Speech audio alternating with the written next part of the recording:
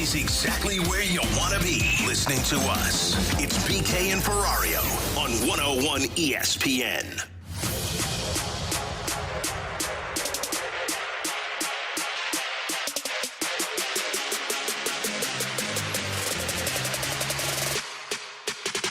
Swing, high fly ball, belted deep left. The Cardinals have tied it. Don't you love it when they follow the script? The Cardinals have picked themselves up with a two-run homer. It's a 4-4 game. Swing, it's a base hit. Pozo glares into the Cardinals dugout. A big two-out pinch hit single, and the Cardinals have the lead. That's driven a long way toward left. Benintendi on the fly. That ball is gone. Opposite field, three-run homer for Burleson. Now Arenado cracks one to left. That one's going to soar out of here. Back-to-back homers. A milestone for Arenado. That's number 350. The pitch. He does it. The Cardinals have swept the White Sox. What a day for Andre Granillo. 8-6 is your final score in extras. That sigh from Chip Carey might have been a universal sigh from Cardinals fans, T-Bone. Oh, true.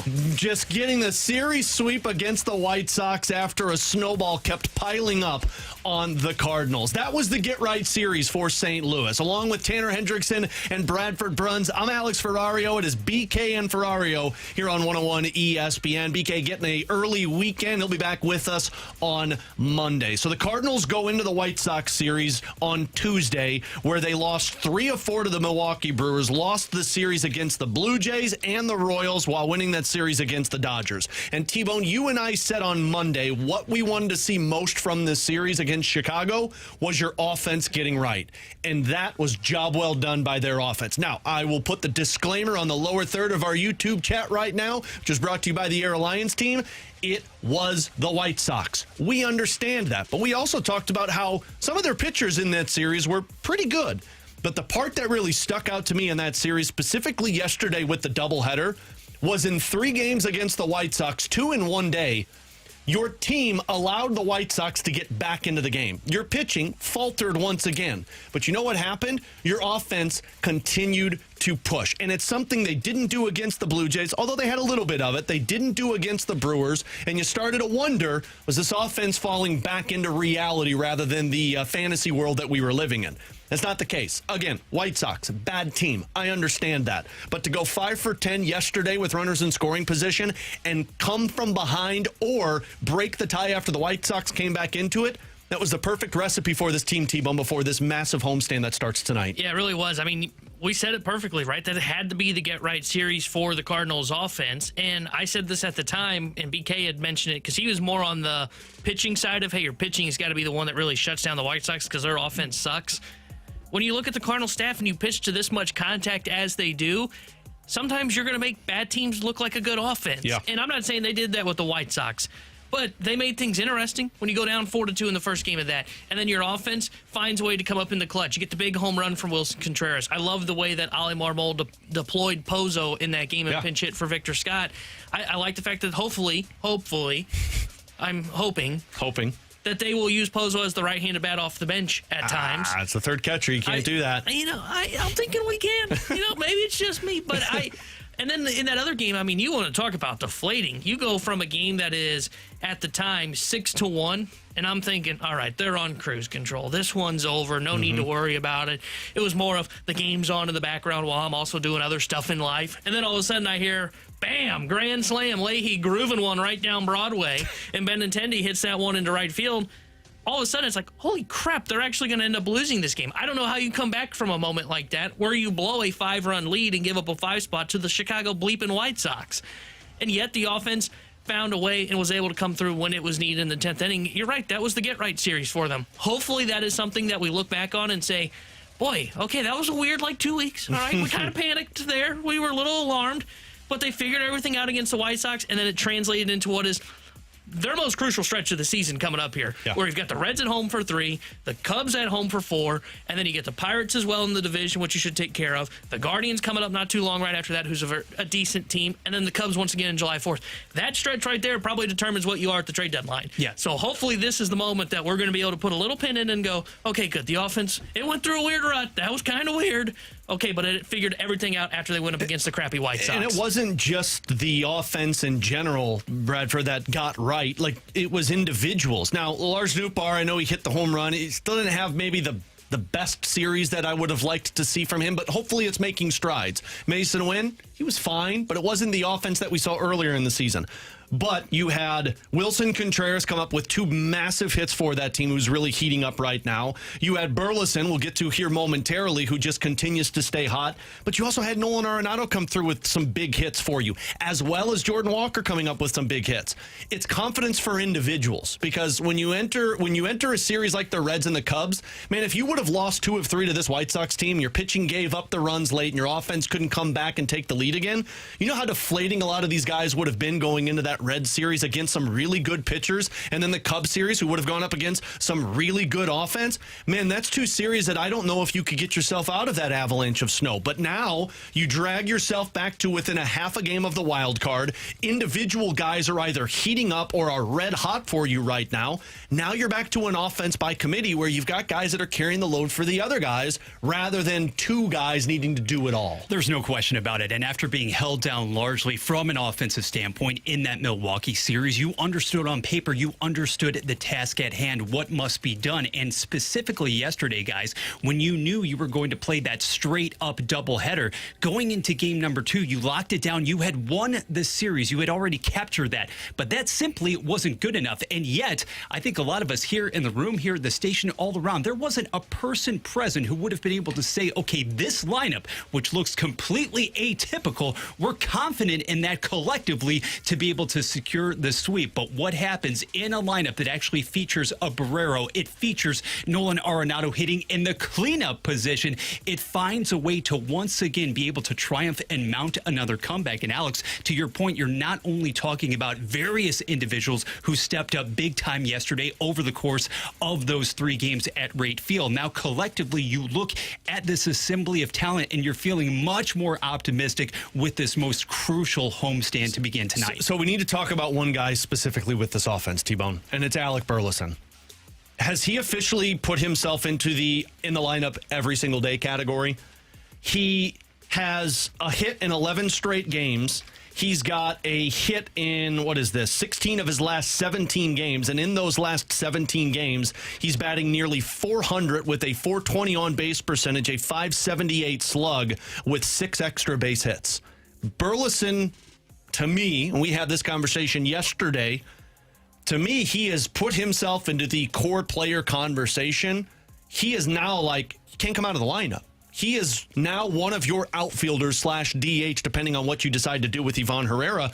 And it kind of feels like the Cardinals are mimicking what we're thinking.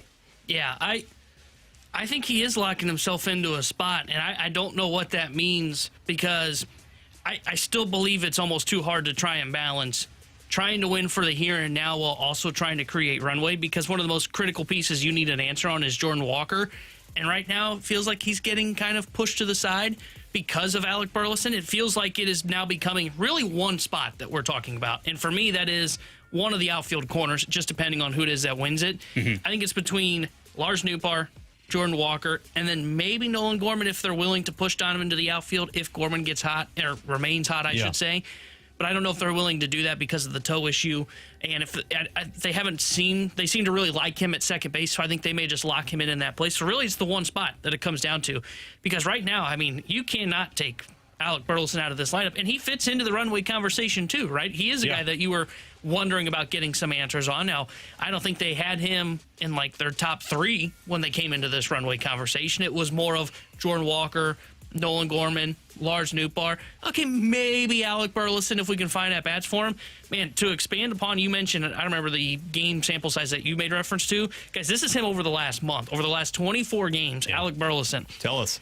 352 batting average, .383 on base, .511 slug. That is an .894 OPS, and he's not striking out. 12 strikeouts in that span. 3 home runs as well. 8 extra base hits. Like, that's a guy that you lock into your lineup. And I find it interesting that ever since Walker came back, small sample size, I know, but since Jordan Walker was activated from the IL this past weekend on Saturday, Alec Burleson's the only guy that started all 5 games. Yeah. And it was against one lefty as well. So I am curious to see, when you go up against the Cincinnati Reds this coming weekend, if they are going to stick with Alec Burleson in the lineup against left-handed pitching. Because when you look at what's coming up against Cincinnati, you're going to see Andrew Abbott, who's been very good, and he's a left-handed starter for the Cincinnati Reds. And you're also going to see Wade Miley, another lefty. So 2 lefties in this series. I'll be fascinated to see if they keep Burleson in the lineup. I think they should, and I think your lineup should be now I think your lineup should be Gorman and Nootbaar trying to get at-bats. I think it should be Burleson in left, Walker in right, and I know Burleson played right yesterday, and I don't know how they feel about him in left versus right with his defense, but those guys, Donovan at second base, Pages behind the plate, Herrera at DH, and then you try and find at-bats and reps for Nootbaar and Gorman. What we were saying about Gorman a couple of weeks ago, how you can't take the guy out of the lineup, or how red hot his bat is, that's fine, but we all know what happens with Gorman. He gets hot, and then he disappears. I'm not saying Nootbaar is that, but Burleson, when he gets hot, he stays hot for a good amount of time. Fatigue, is, to me at least, is what set in last year. I think right now we're looking at Burleson and the runway side of Jordan Walker, who has also got at least a fine bat right now. And you look at Lars Nootbaar and Nolan Gorman and say, this is baseball, man. You're going to have to find at-bats where you can. And when you do, you need to capitalize on them. That has to be the case until Burleson basically demonstrates otherwise, guys, because it's not as if also we were talking about a poor month of May. This is somebody who maybe wasn't hitting for the same amount of power or as authoritatively, but he still batted over 300 in the month of May. April was more middling. Why was that? To me, it's because the significant number of at-bats, or at least as significant of a number, wasn't there for him. Now, the strikeout numbers admittedly were up, but if there's one thing that Alec Burleson has consistently demonstrated at the major league level ever since he was recalled from Memphis later in 2023, it's been the ability to put the bat on the baseball. He's not going to strike out. He's going to put it in play, and when he's driving it along the lines of what we're seeing right now, you must keep him in. And I think coming into this Red Series, I think what they're going to do, this would be my guess, is they're going to do that kind of rotating door in left field, where one game against the righty, Singer, who starts tonight, I think you probably go with Nootbaar, probably go with Burleson, probably don't start Jordan Walker. Yeah. And then I think when you get to Wade Miley, what I think they will do is they will probably pull Nootbaar, go with Walker in right, Burley in left, because I think they will start him. I think they will start him against lefties because he's starting to hit left-handed pitching. And then I think that third game is when you can then do the, hey, Herrera's behind the plate for this one. Then you open up that DH spot. Now you can DH Burleson, and then you can go Walker, Nootbaar. I think that's the best way to go about it right now, is just a rotating door with that spot in these 3-game sets. Now, if you want to say, like, is that enough at-bats for these guys? I don't know, but I think that's the best case scenario for them right now. And for Alec Burleson being locked in place, I said this the other day, one of his similarity scores, which is basically just looking at the numbers from this point in his career, who does he compare to? He compares to Josh Naylor, the first baseman for the Arizona Diamondbacks. Now, I don't think he's going to hit 300 and have an 830 OPS, but could he be Josh Naylor of last year with just a little less pop? 250 hitter, get on base around 320, maybe slug around like... And hits 30 home runs and 100 RBIs. I don't know if he'll be that guy, though. A little nice less power. I think he could be like a 20 home run guy, driving like 80 and like slug so like what Naylor was 2 years ago. Yeah, like slug like 430-ish, 440. I'd sign up for that. That guy stays in the lineup, too. Yeah, and exactly. Against righties, against Abbott, etc., he must continue to hit third. Yeah. Must he not? Yeah, third. Yeah. Lock him in. So the offense did their job. They get the sweep the Cardinals do against the White Sox, and now you start an even bigger series and homestand tonight against the Cincinnati Reds. Tanner Hendrickson, Bradford Bruns. I'm Alex Ferrario. We are live up on our YouTube channel at 101 ESPN STL. Plenty of people over there right now. DJ Patty Cakes, Dr. Xander, Tanner Skidmarks is over there. DJ Patty Cakes. Lots of conversation taking place in our graveyard chat. Also, our Air Comfort Service text line, 314-399-9646. In 15 minutes, we'll talk hockey with Mike McKenna, former NHL goalie, courtesy of Macadoodles. But coming up next, we talked about the offense. That was the good from this series against the White Sox. Pitching, there was one bright spot, though, and it brings up even more controversy. We'll discuss that next on 101 ESPN. Start your day with the morning after on 101 ESPN. Get in the know first on everything St. Louis sports with Tim McKernan, Doug Vaughn, and Martin Kilcoy. Listen to TMA weekday mornings from 7 to 11 a.m. on 101 ESPN. The morning after is presented by Brown and Crouppen Law Firm.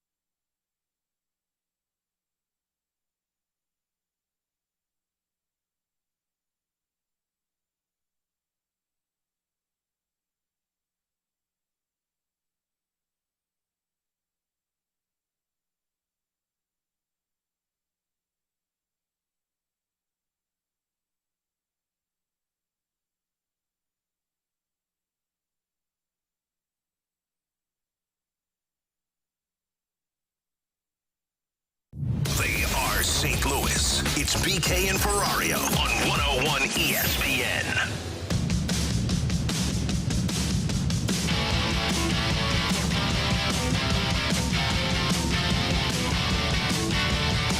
The Cardinals, they want to tell us over and over and over again, it's a runway season. It's a runway season. Young players, opportunities. Here we go. Roll out the runway. Okay, and it's like, yeah, okay, we're all on board with that.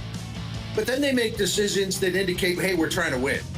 We got to try to win. Okay, so yeah, we're going to give ourselves the best chance to win. It's not always going to be about the runway.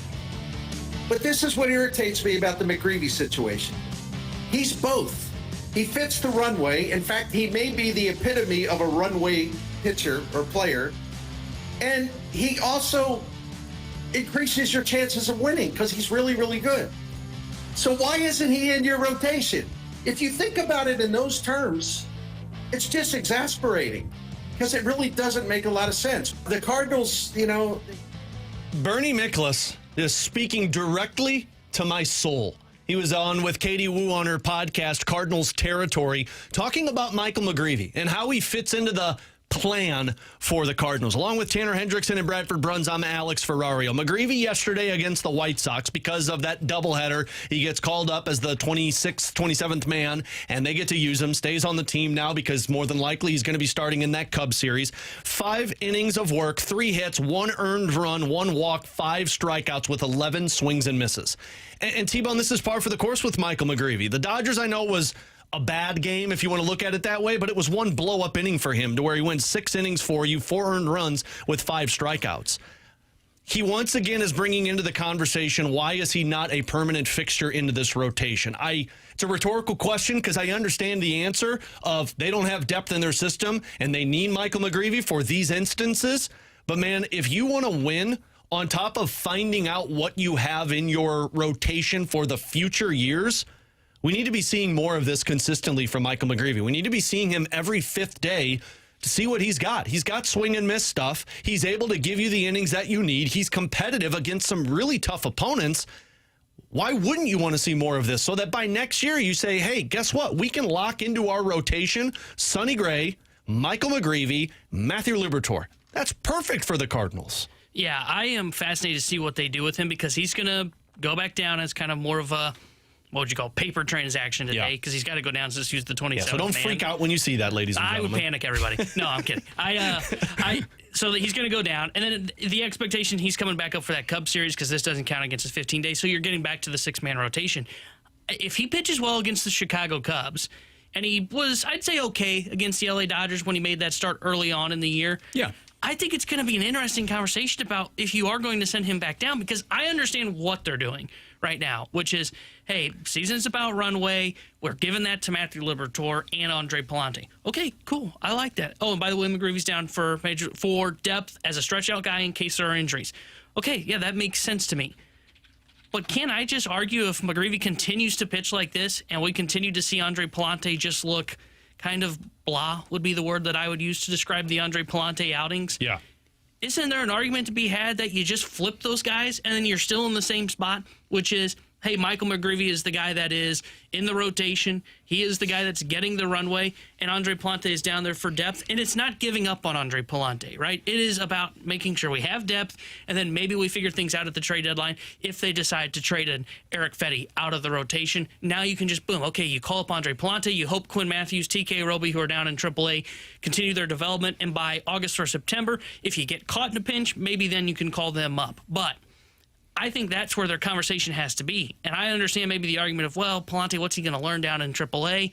Hey, man, it's a business, right? I go back to what Michael McGreevy said. I think it was after the Dodgers start or right before the Dodgers start. And he said, hey, look, I know I can pitch here at the big leagues essentially. And he said, it's a business. I understand why I'm down in AAA. Same thing can be said for Andre Pallante potentially. If McGreevy continues to pitch well, and we see like we just saw in Pallante's last start against Milwaukee, 4 1/3, 4 hits, 4 runs, 3 earned, I think you have to have a serious conversation about, okay, maybe we just send him down. And it's not anything about well, he's got to go down because of development. It's about, hey, man, we've got another guy that's ready to go that is both giving runway and also helps us improve our odds of winning. Yeah, and if I'm not mistaken, perhaps not this week, but last week, your weekly guest, Katie Wu, was on hand talking about just how right now the organization views McGreevy as such, and he's so tantalizing. You know what the skill set is. You have seen, yes, a small sample size here at the major league level, but to not view him at the moment as a top 5 pitcher for this team as far as a rotation option, maybe even in that 3-4 range, it is maddening, but it's also really indicative of the balancing act that this organization is trying to perform. And Mike Walm here, guys, regardless really of what happens tonight, you've got Pallante on the bump. It's against a Reds order that can victimize you at times. You're also talking about this trickle-down effect because McGreevy, we understand his control up here at the major league level, down at AAA, it has been impeccable. It allows him to consistently go deeper into games. And what have you not seen from Andre Pallante since all the way back on May the 16th, him sniffing 7 innings? So when you combine that, basically some lesser starts innings-wise, along with the lack of swing and miss, with the exception of what you saw against Milwaukee in his last turn, it just makes too much sense it's a serious conversation. Does it become a reality as far as making that switch after this weekend? I don't know, but it has to be at the forefront of everybody's mind. I know wins and losses aren't the end-all be-all when you're judging it, but like you're judging the team because Bernie's point on Cardinals territory with Katie Wu, he helps them win now. The Cardinals are 8-6 when Andre Pallante pitches right now. And obviously, when McGreevy pitches, we've seen the results like 2-1 this season, I think it was, and then last year he had success as well in the one start that he had. This is where I kind of hop back and forth with the fence, and it's bad radio because I don't have a hot take with this, but I see the Cardinals' point here because they pushed Sonny Gray's start back, if I'm not mistaken, because he was sore, and they were like, look, we want to make sure he's good. If you lose anybody in this rotation, you're bleeped because you got nothing else in the minor league system. You could stretch out Matz. That's going to take some time. Your next options are Drew Rom and TK Roby, and none of these guys are stretched out enough for that. If the goal here is competing, yes, Michael McGreevy makes you better, but they're winning games when Pallante pitches. It doesn't look pretty, and you're getting lucky more times than not. It's the Harry Houdini act, but you're still getting the job done. So if the goal is to provide these guys runway, then I think you're getting success with it. There's nobody that doubts Michael McGreevy is ready to pitch at the major league level. He's ready. He's written in pen, in my opinion, for next year's rotation. Isn't that what's best for the team's season now, is to make sure that when a guy goes down, if Gray gets hurt, if Fetty gets hurt, if Pallante gets hurt, that you could go to McGreevy and still have a reliable five-man rotation rather than put McGreevy here, send Pallante down. Pallante loses his confidence because he's down in the minor leagues, and now you don't have that guy, and now you've got nothing when an injury happens. Yeah, I understand that. I would just say this, and this is where like I would be more of the brutalist when it came to being a manager or a front office member. Hot take central over here. I don't think I think if you're the Cardinals and you send down Pallante, I think there just has to be an open, honest conversation about, hey man, this isn't anything that is like super negative on you. It is just McGreevy gives us a better chance to win. And Pallante goes down, and you basically have the same situation that we're talking about, which is still got a depth starter that you hope to create room for probably at the trade deadline by potentially moving Eric Fetty, but you also increase your chances to win and potentially push yourself to being a buyer at the trade deadline. Because if I just ask you right now, who do you feel more confident in when they take them out? It's McGreevy. Yeah. And he's also... It's McGreevy over three of your pitchers. Yeah. Fetty, Michaelis, and Pallante. I get very nervous when they take them out. And I would say currently, now we'll see, maybe Liberatore figures stuff out. That's a fair point. I'd even say over Liberatore right now. So I think it is just now at the point where it is, man, if McGreevy pitches well against the Cubs, and I think that's the caveat here, because I'm fine with running Pallante again. You can't even call up McGreevy because he's got to stay down there for the 15 days from his last start against the Dodgers. Mm-hmm. He pitches well against the Cubs, though, man, and I see another kind of blow-up or another just okay outing from Andre Pallante. I think it'll be time to make the move because if they are going to do what they've been kind of saying, which is, hey, we're in this race, we kind of want to be competitive. Boy, Mo has said publicly, boy, wouldn't it be great if things were complicated at the trade deadline? Absolutely. And you're talking about runway. I think the clear answer of who you want then in the rotation is Michael McGreevy over Andre Pallante. I want to address this before we break because we got to get to Mike McKenna on the other side. From the 870, I thought you guys just said this is a business. What are we worried about somebody's confidence for? Is it a business or are you worried about confidence? Business is worrying about the personnel. And what's good for business is making sure you've got the right mindset for your employees. And look, yeah, it's a business and you want to be hard-nosed and look at them and say, go down and be fine with it. That doesn't mean he's going to do that. That could mean he goes down and is not happy about it because he's a person, he's got his own emotions, and he gets pissed off that he's sent down. He's pitched fine at the major league level. And guess what? He goes through a cold spell. And then as soon as you send him down and the confidence is lost, now an injury happens to your rotation. And then you bring Pallante back up, and it's resurfacing everything that you need to get back to. Again, yes, I'd love to be hard-nosed and say this is business, go down, figure it out yourself. Sometimes you gotta manage people, not business transactions, and that's kind of where they're at right now with Pallante. McGreevy seems he's in a great headspace in terms of being the yo-yo. Yeah, the yo-yo, the high waist, the I-70 bus. Like he seems like he's fine with it.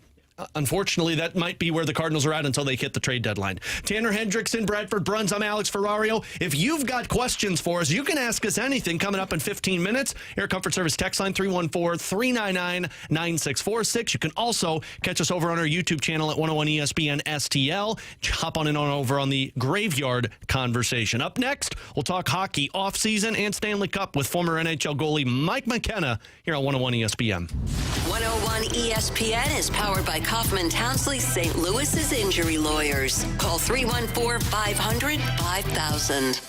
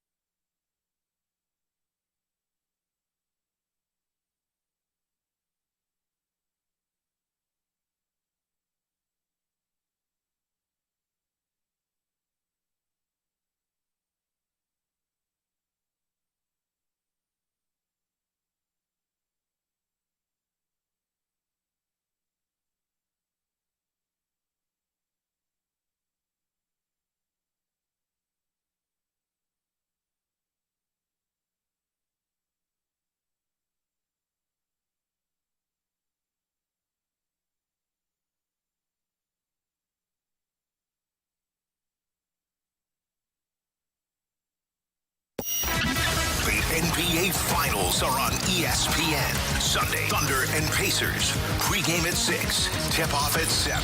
Your home for the NBA is 101 ESPN. 101 ESPN. Sports Center.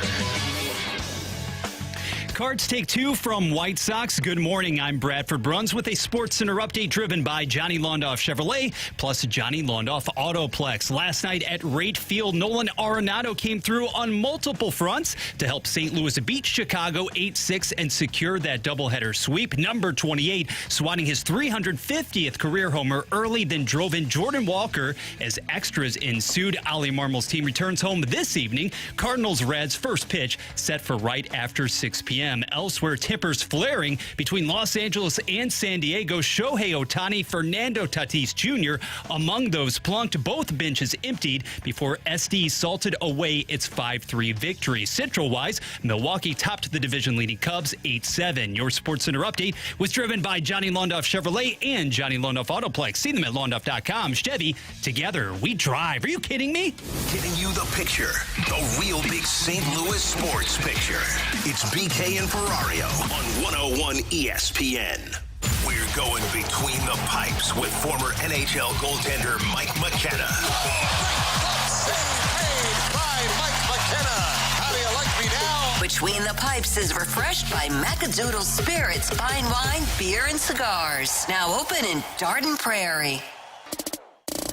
It's our favorite time of the week when we get to catch up with former NHL goaltender Mike McKenna on a Friday on behalf of Macadoodles. Again, we're getting to ask us anything on the other side, so if you've got any questions for us, you can head over to our Air Comfort Service text line 314-399-9646. Also our YouTube channel at 101 ESPN STL. Mike, it's always a good feeling when the Stanley Cup is handed out because you know hockey offseason is about to begin, but you also get the viral videos of the celebration. How are you, buddy?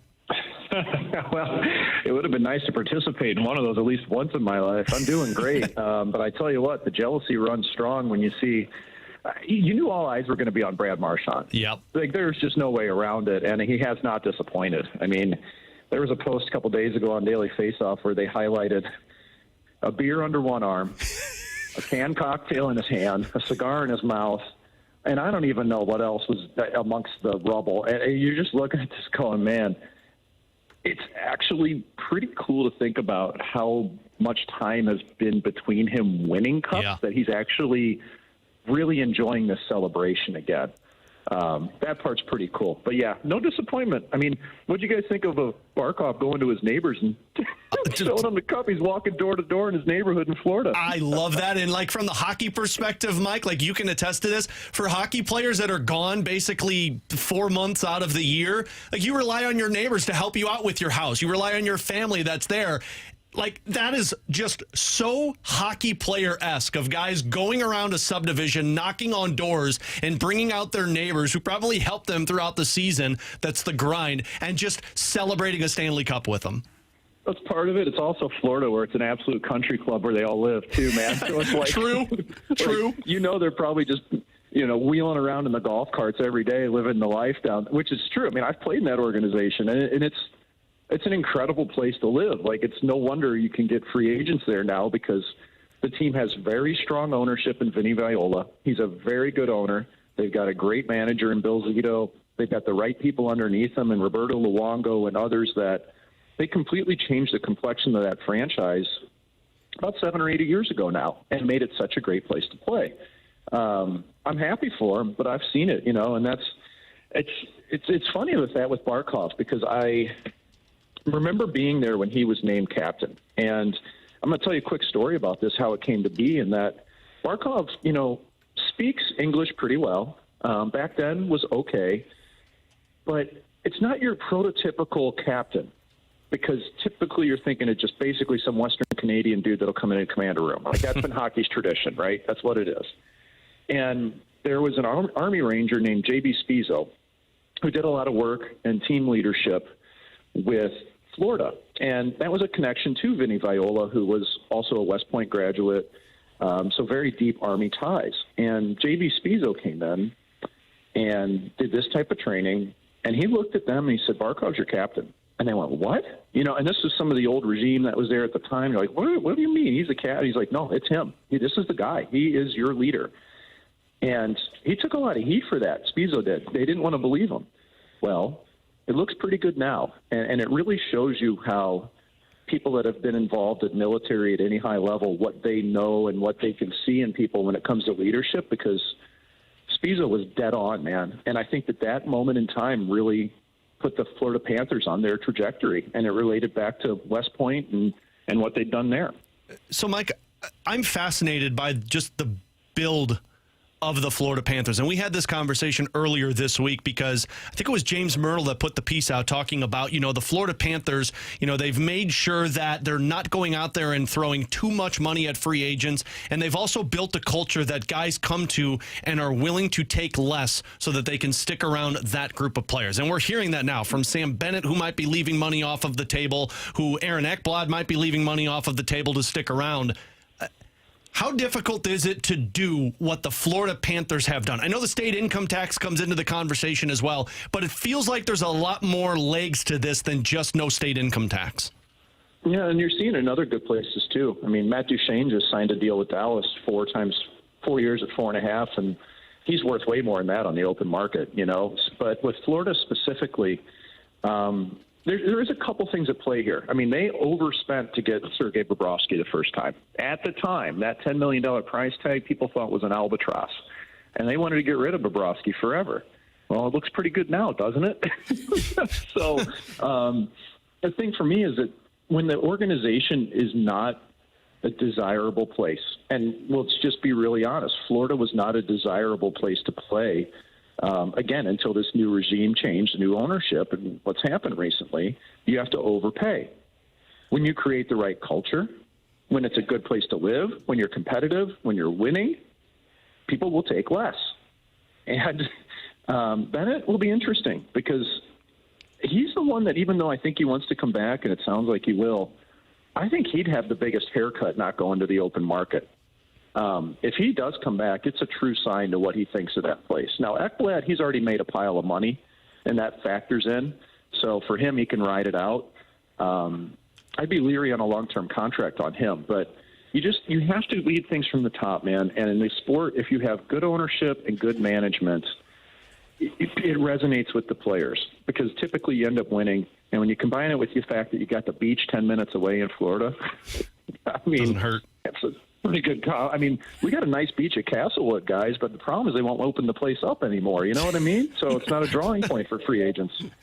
Mike, I wanted to ask you about the other team in the Stanley Cup final and the Oilers, who could suddenly find themselves as the biggest story in the NHL offseason based on what Connor McDavid decides to do this offseason. He's got 1 year left on his contract at $12.5 million. If he says, you know what, I don't know if I can win here. I mean, you mentioned good management in Florida. There's some bad contracts here on the books for the Oilers. If McDavid says, hey, I'm not going to sign a contract extension, do the Oilers trade Connor McDavid, or do you just say, you know what, let's just take one last shot at this thing with Connor McDavid? Can you imagine a world where they actually trade him? I'm actually being serious here. I can't in any way. It's such a different world from when Gretzky got traded from Edmonton to L.A. I don't see it. I think the real question is what's Connor willing to take to try to keep that team competitive? Because no matter what, wherever he goes, if he actually gets the salary as the best player in the world, he's going to make it tough for that whole team to win. You know, it's just such a high dollar figure. He could be worth 16, 17 million at some point by the end of this thing, the way the salary cap's going. So what's he comfortable with? I don't know how Edmonton's going to recover from this when they've got some, like you say, there's bad contracts, right? On the back end, I mean, what are you going to do with Darnell Nurse? You know, like, and here's the hard part. If you're Connor McDavid, you know the reality of it. You can't go to management and say, oh, man, I really like Darnell, but you got to trade him. Yeah. You know, like, that's where your interpersonal relationships come in. That, man, my buddy's here. I wish we could get this done. But deep down inside, Connor McDavid knows that his team will not win a Stanley Cup with Darnell Nurse making that money as a bottom pairing. He knows that. But he would never go to management and say, you got to trade a guy, even with trade protection. So he's going to resign. I have zero doubt that he'll resign. I think it's just what's he comfortable living with, and how do they get out of these contracts, and how do they backfill with the right people? They did a good job of it, but then gets a couple injuries in the mix, and you see it go right out the window because they can't rely on Kapanen and Janmark to be guys that are really going to carry a team to the Stanley Cup. And then when they hand out 8-year contracts to Trent Frederick, and look, I love Trent Frederick. I think he's a great player, but 8 years at $4 million seems to be a little outlandish. It seems like they're panicking a little bit about their roster, and they're trying to keep guys in-house because they know they can't afford the free agent market. Part of that, I think, I don't mind that deal with. Well, I love that deal for Trent and for the whole Frederick family. Absolutely. Truly. I mean, like I'm thrilled, and here's the thing. I think he's worth $3.5-4 million, and by the end of that contract, should be there. It's just like going above even 6 years on him, like because I think you're going to get a lot of wear and tear the way he plays. Mm-hmm. That's my worry. So you don't know. It's a tough one to gauge, but it is a bit team friendly with the lower value than what it could turn into. I think they're trying to hedge against that, but like. Florida had to go out and buy a goaltender for $10 million 7 years ago to win a Stanley Cup. Yep. Where are they going to get $10 million to go buy a goalie that's going to get them a save in the finals? And they can't make a trade for one because they have nothing to trade. I know, and that's where and I hate that, dude, because I love Skinner and Pickard, man. Like, these guys have had to grind, but they're both backups, man.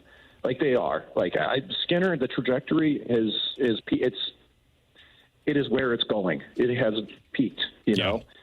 And could he spell somebody for a little bit if you need him? Yeah. But they're going to have to spend on a goalie or make a big trade, and the trade ain't happening.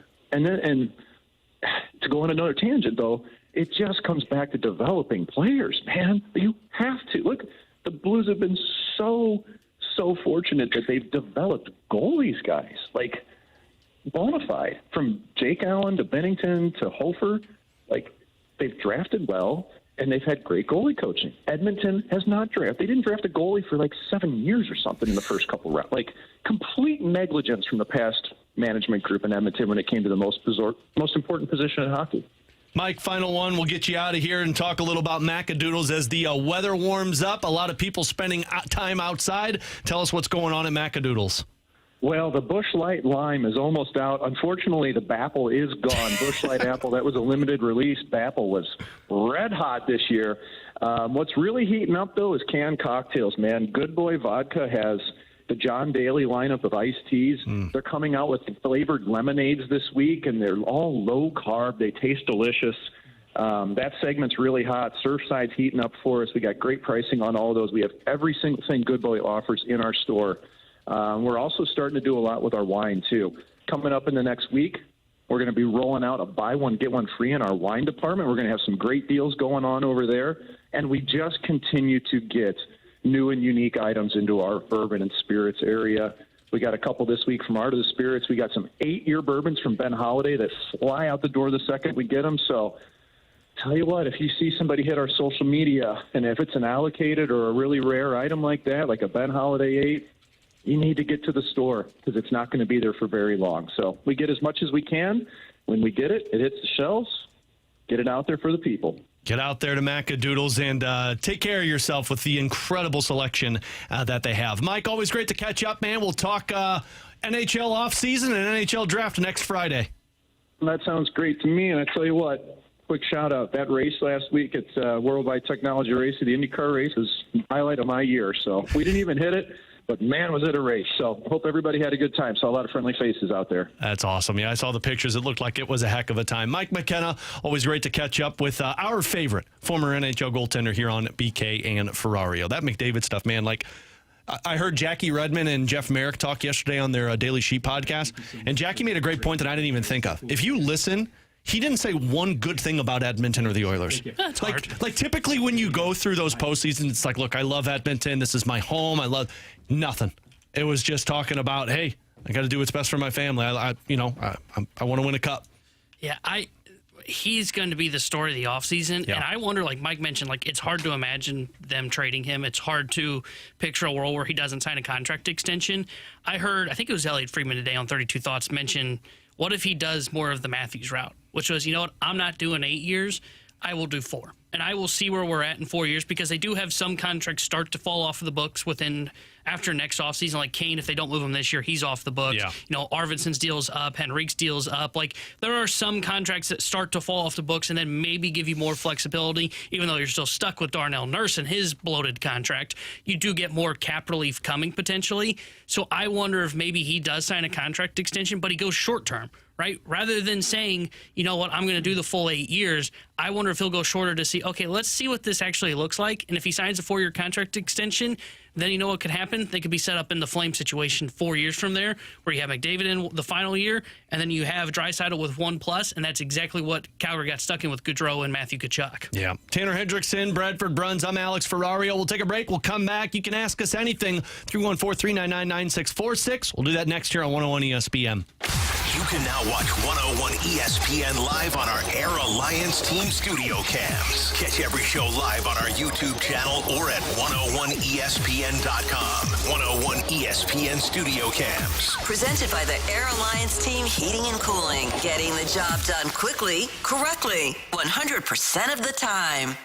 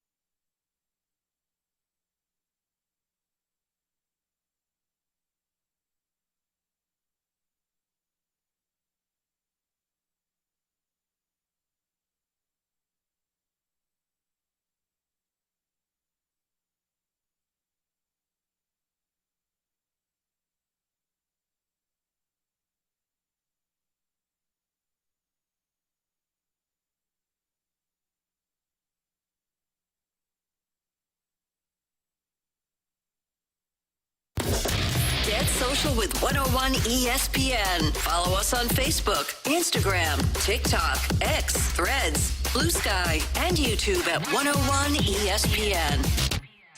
We're right back to more of it. It's BK and Ferrario on 101 ESPN. You've got questions, we may have the answers. Maybe. It's BK and Ferrario's questions and answers on 101 ESPN.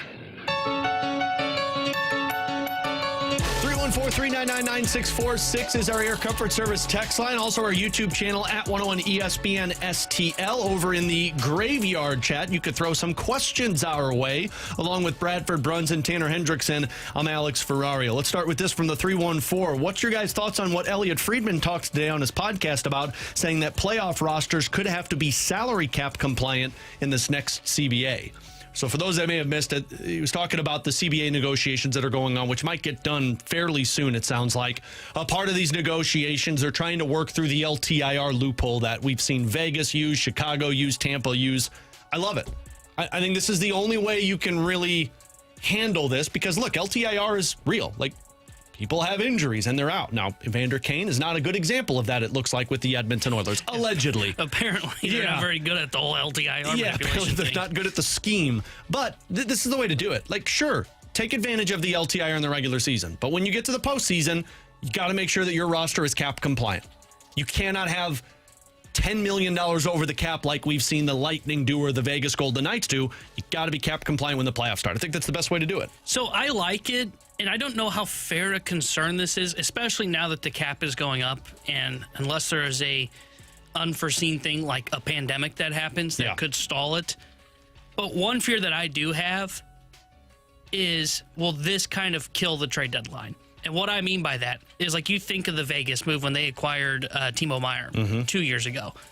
It was always like, hey, Vegas is probably out there. Why? Because they have this LTIR space, and they are able to create this bigger and better team and go over the cap because they can do this. Stone comes back in the playoffs, and I know people do hate that, but it is what kind of stirs the intrigue at the trade deadline. Makes it interesting. Because I don't know if Timo Meier gets dealt 2 years ago at the trade deadline, and he's still probably the San Jose Shark, at least for that year, if not for the LTIR manipulation. So that is one thing that I do have as a concern, something that I'm watching. I genuinely do like it, that it is, well, why would we have a cap in the regular season and then it just disappear in the postseason? Yeah.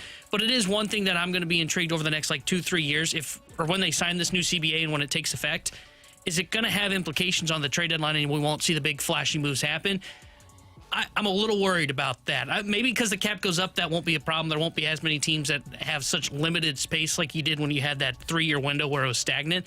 But that is my one concern with them implementing this LTIR for the playoffs. Yeah, and I get that too. Chris Johnston, by the way, talked about how deferred money and contracts could be outlawed in the NHL too with the CBA. That one I really like, and I wish baseball would explore that at this next CBA. So, like, this Ohtani guy can't get like $680 million in deferred. I see what you're doing, Dodgers. You can't just keep getting away with this one. Apparently, the Padres were upset about Shohei Ohtani, specifically Fernando Tatis Jr. Can I ask a question before I ask us anything here? Absolutely. Is that the best rivalry in all of sports? All of sports, not just baseball. Bradford all of brought sports. that up.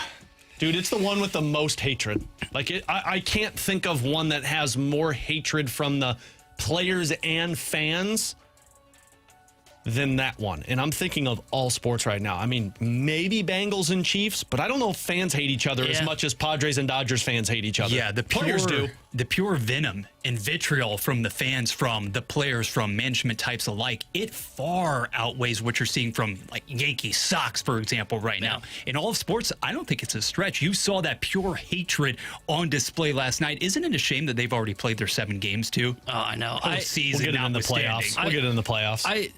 I love that, right? They are must-watch TV because, I was watching that game last night while I was getting stuff ready for the show, and all of a sudden you get Mike Schilt, bumping chest to chest with Dave Roberts, and Dave Roberts is seen on, video mouthing like, I would F that guy up. Yeah, Dusty Baker TLR. Dude, it reminds me so much of the Dusty Baker TLR thing, because I remember seeing the clip of them, them yelling at each other across the field.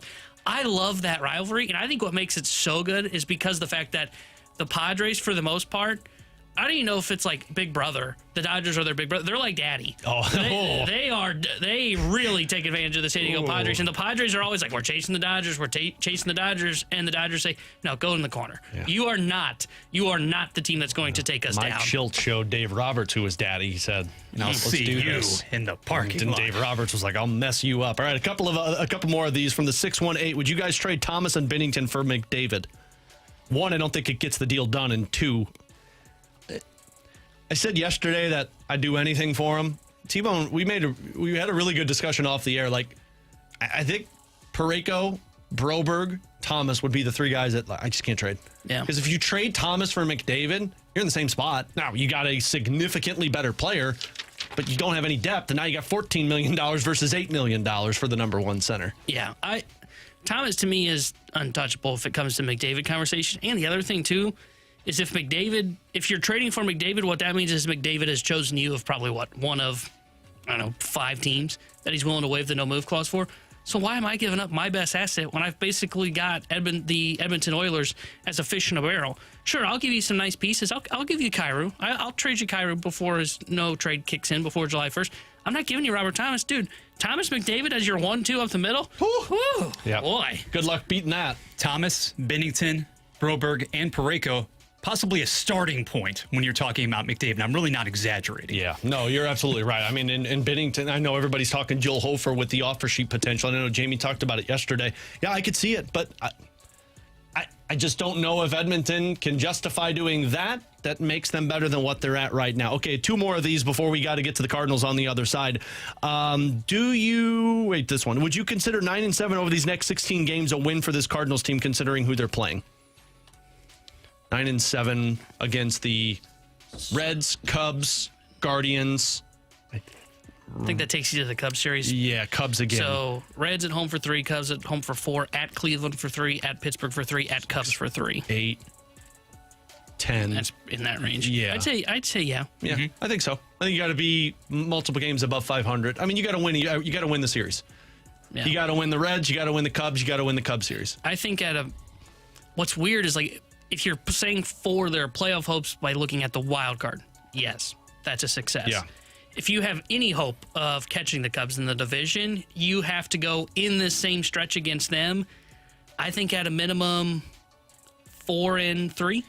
I think you got to minimum earn a split against the Cubs and then take 2 of 3 in Chicago. And like even that might not be enough because I can already see Bradford's thinking split. What the hell? No, I don't disagree. That's what makes the 4-game dynamic so interesting next week. And then you do head back on the road. This entire situation, it really takes you fairly close, very close, in fact, to that All-Star break. You must secure the split versus Chicago at home. Frankly, I know you have a couple of lefties on the mound in Cincinnati. You'd like to be able to string and stack those victories together. And then when you get to Pittsburgh, you better be in a position to pull a Chicago-sized effort, White Sox that is, and try to go for another sweep. Bradford Bruns, Tanner Hendrickson, I'm Alex Ferrario. Coming up in 15 minutes, I teased it yesterday. I am going to give you, in my opinion, the perfect offseason for the Blues. And I want you, along with Bradford and Tanner, to critique it, try and poke holes in it. Let me know what you think. But coming up next, BK dropped a bomb on T-Bone yesterday on the Redbird Report.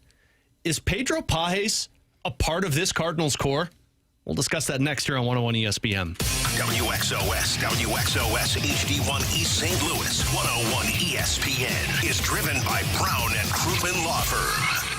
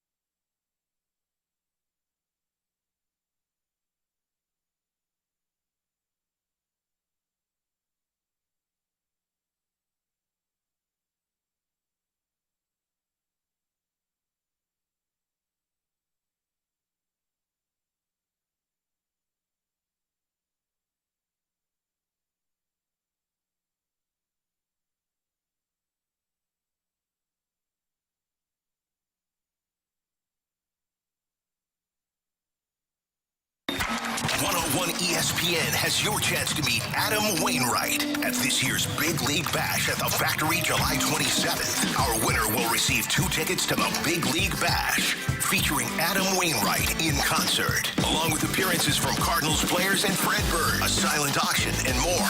All to support Big League Impact. Plus, our winner and guest will receive 2 passes to meet Waino prior to the show. Tickets to the Big League Bash, supported by Community America Credit Union, are on sale now. Find all the details and that chance to win free Big League Bash tickets and meet and greet passes to meet Adam Wainwright right now at 101ESPN.com and on your 101 mobile app.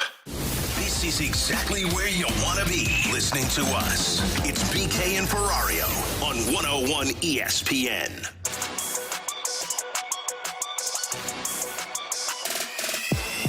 Just view him as a starting catcher. Like, maybe it's not. Maybe he is to them Brendan Donovan, where it's this guy's just in place for us. We feel really good about it. Why would we? There is no like runway that we're looking for here.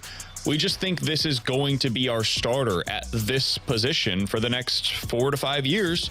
So let's go with it. That's Brandon Kiley along with T-Bone on the most recent episode of the Redbird Report. All your Cardinals baseball information over on that podcast. You can check it out over on the YouTube channel at 101 ESPN STL. They're in the new studio too, so it just looks real fancy. Real fancy. Doesn't upset me at all. But BK threw something at T-Bone that T-Bone told me earlier today, kind of caught him off guard. Is Pedro Pages a part of the core? T-Bone, if I were to look at you and say a guy who is hitting .221 with a slash line of .262, .360, .623, and he's 26 years old, if I said that guy is a part of your core, your response would be? I hope he's not a catcher. Well, the answer is he is a catcher. Oh. Pedro Pages is this one. And look, it's an outstanding question that I kind of in line of thinking with BK. Hearing what Ollie had to say about the importance of a defensive catcher and how winning teams have defensive-minded catchers, he's telling you the answers to the test, as Jamie Rivers would say. He values a defensive-minded catcher that has the preparation that you want, that knows how to work with the pitching staff, that knows how to work behind the plate. And be damned if he's hitting below 200, who cares? Because the guy can catch.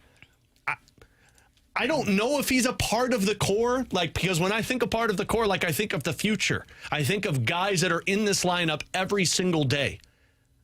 But yeah, I think Pages might be. Herrera is obviously not the option for you behind the plate. I don't know how long into the distance Jimmy Crooks or Leonardo Bernal are away from being Major League Baseball ready as catchers that can work with the pitching staff.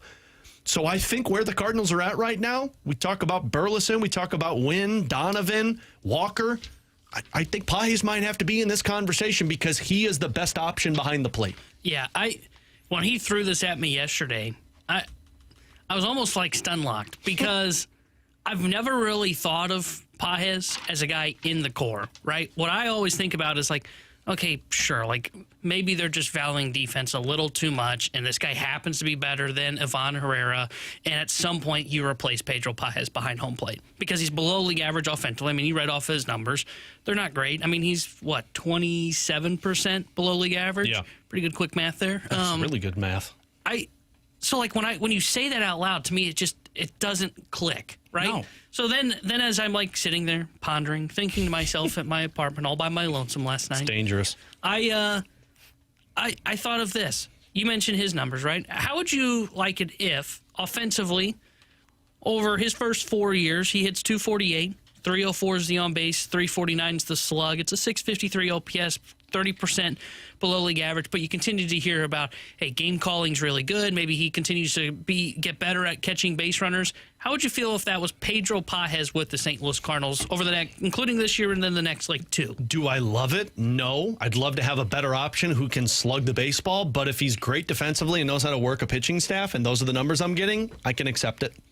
And I don't think he's going to be the player I'm about to say. But that was Yachty. That was Yachty's numbers. Damn you! The reason I bring that up is we talked about Yachty. He became a good offensive player. But he was always defensive-minded for the first 5 to 7 years of his career. He wasn't league average until 2009. Then 2010, he was back to below league average. And then it wasn't until 2011 before it was, whoa, this guy suddenly is hitting at the age of 28 and is 24% above league average. Again, I don't think he's going to be a Yadier Molina. But if you just plucked that version of Yadi and put him in Pages' place, you don't talk about him as being Yadier Molina. You're probably saying the same conversation that we had yesterday, which is, well, you free up more runway if you play Ivan Herrera behind home plate. Yeah. And that's when I came to the conclusion of, okay, maybe he is a part of the core. Now, what that means moving forward, I don't know. Because now I've got a bunch of puzzle pieces that I don't really know what to do with. Yeah. And I don't know what the future for Ivan Herrera looks like then, because is he going to ever surpass Pedro Pages defensively behind the plate? I think the answer to that is no. No, I think you have to find a different position for Herrera, and it's either going to be your everyday DH or it's going to be a first baseman. And that's where it gets interesting because, like, okay, well, then I have to trade Wilson Contreras probably. But Contreras controls his future. If Contreras says, hey, I love St. Louis, I love that arch. But can't you move? I love those T-Ravs. Can't you move somebody from the outfield so that Burleson is an everyday outfielder for you? You could. This is why I come back to the Nootbaar conversation. Like, is Nootbaar a part of this core? Or is his time passed and now it might be Burleson a part of this core in the outfield? And that's where it gets difficult is, okay, well, then what do I do with Burleson?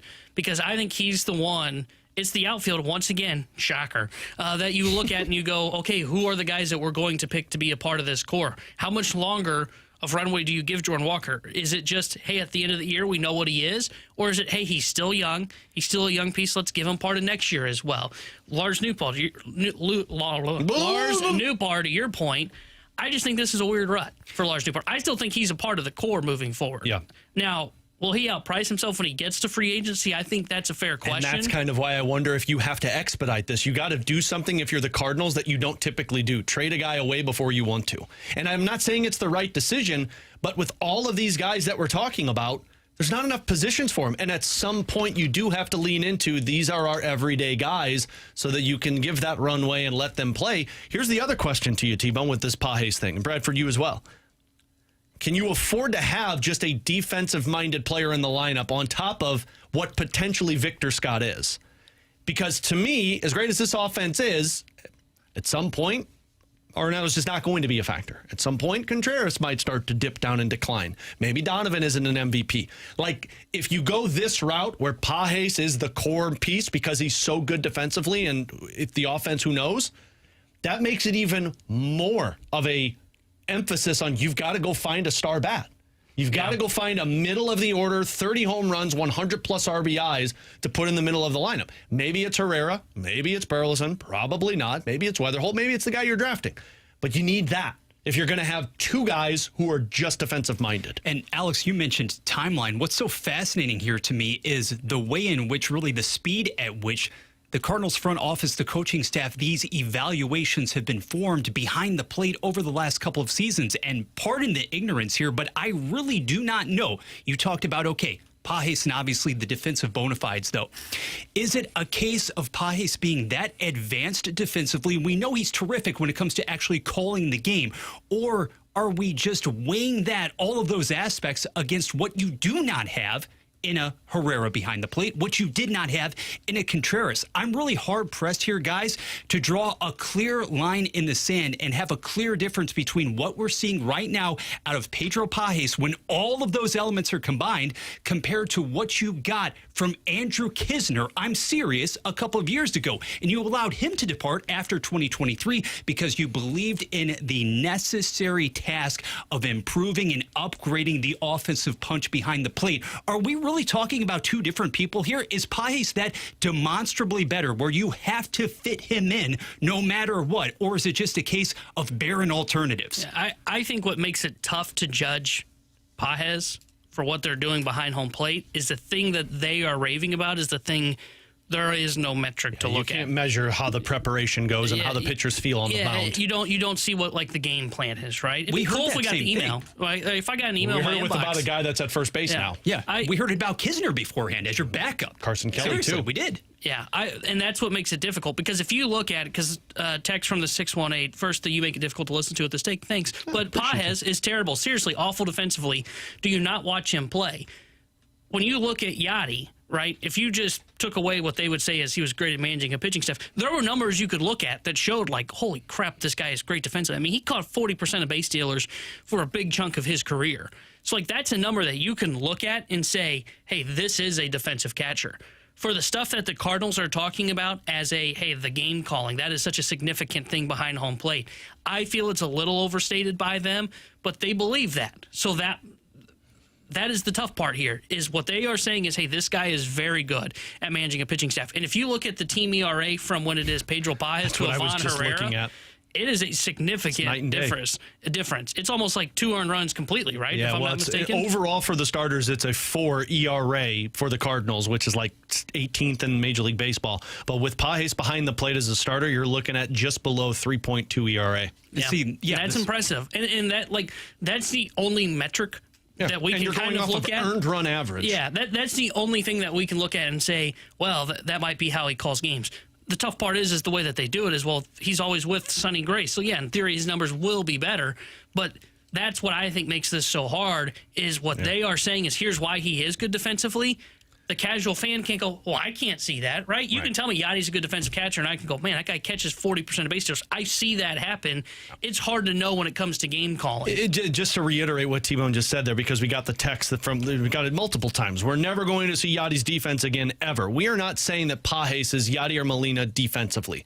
We are saying that what we can't measure with advanced analytics or information is what goes on in the clubhouse prior to that pitcher's start.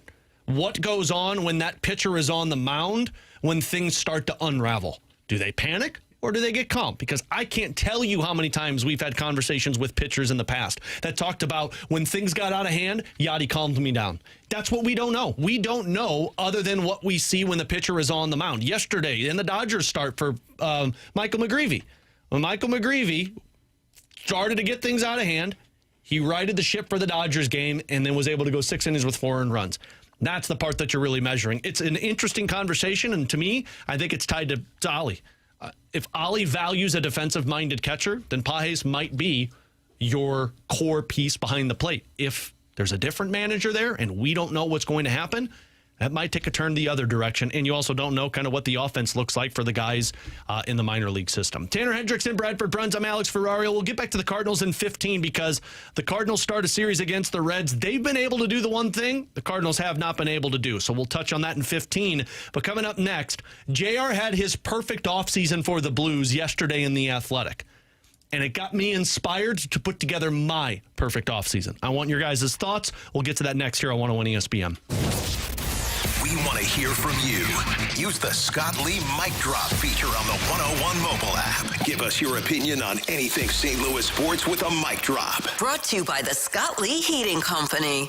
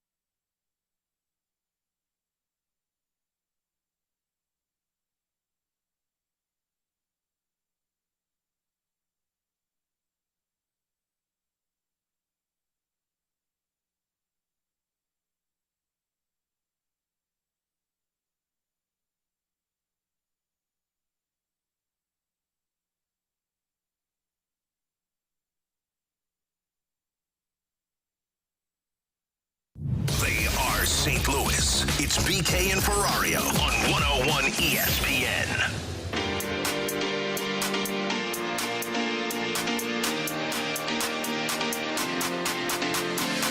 Along with Tanner Hendrickson and Bradford Bruns, I'm Alex Ferrario. BK and Ferrario here on 101 ESPN. So we're going to talk transactions, boys. Yes. Everyone loves transactions in the NHL offseason. The cup has been handed out. They're still celebrating, which means we're talking offseason. And JR yesterday had his piece on The Athletic talking about the perfect offseason for the Blues. He also had one today about the most nightmarish scenarios for the Blues in an offseason. We'll get to that momentarily. But I got inspired. I teased it yesterday with you and BK T-Bone of I'm going to put together the perfect offseason, and I want you guys to judge this one. I want you to try and pick holes in it.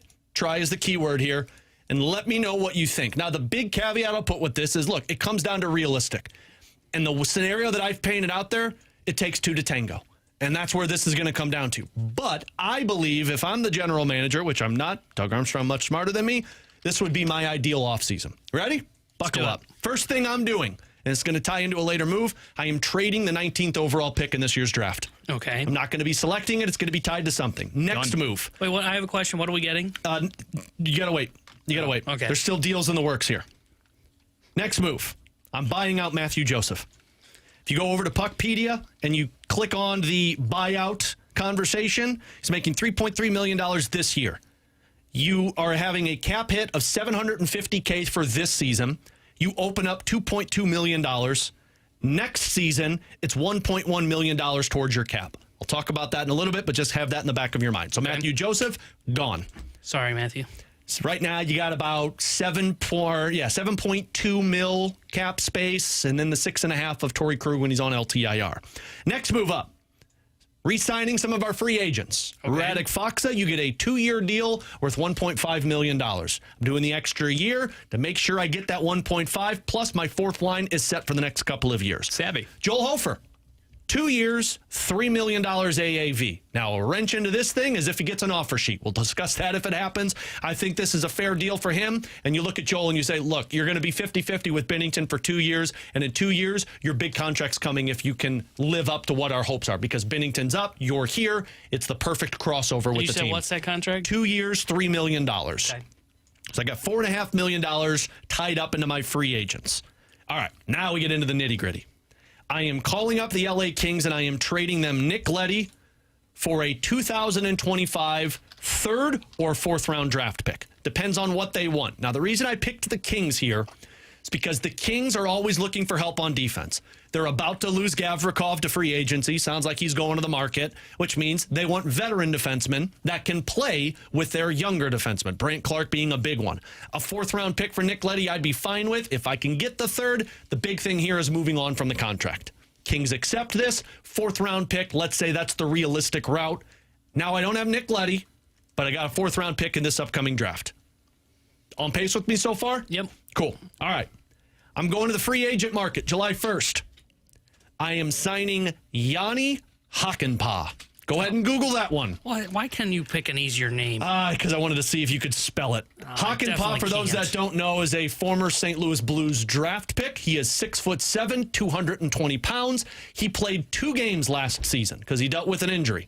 But the previous 3 seasons, played for the Dallas Stars, averaged 19 minutes a night, and put up about 25 points, fine defensively. I am signing Hakanpää to a 1-year, $1.5 million deal, third pair, right shot defenseman. Any qualms with this one? I still can't find it. I don't think he's a real player. Hakanpaa. Yanni Hakanpää. You had me at the measurables. Okay. He is real. Yeah, he is real. I promise you. All right, the big deal of this perfect offseason for you. That 19th overall pick, along with Alex Texier, Theo Lindstein, and Zach Dean, are traded to the Vegas Golden Knights for William Karlsson or Nick Waugh. Nick Waugh would mean I'm going less. My ideal scenario is William Karlsson gets moved. I'll explain why momentarily. And I'm getting Nick Hague from the Vegas Golden Knights. Here's my thought process with this. Vegas has been rumored by Elliot Friedman, reported I should say, they are high on Mitch Marner. If they go after Mitch Marner, we're talking $12 to $14 million. I know a lot of people have said, well, Petro's going to go to LTIR. If they get rid of this LTIR thing, there could be some rough waters there for Vegas, but I also think even with him on LTIR, they're still going to be in a cap crunch because of what they'll have to do down the road. Plus, they're deep on center. They've got Carlson, Hurdle, Eichel, along with Nick Waugh, and they got another centerman that plays on their fourth line. I think they've got 2 third-line centermen. Carlson might be the one that brings you the most in return. Nicholas Hague, it's been reported, they're not sure they could get that done because he's an RFA. So I'm giving them the 19th pick, which they don't have a first-round pick in this year's draft. I'm giving them Texier, a cheap forward to fill the void of left by Carlson. Lindstein, who is a potential top prospect for a defenseman. They're giving up a young defenseman to get a younger defenseman, and he's cheap. And I'm giving them back Zach Dean. Didn't work out, return to sender. And with that, Nick Hague... It's like a write-off. I know. It's like it never happened, right? Like the Kevin Hayes thing. With that RFA status of Nick Hague, I'm giving him a 3-year, $4.5 million deal.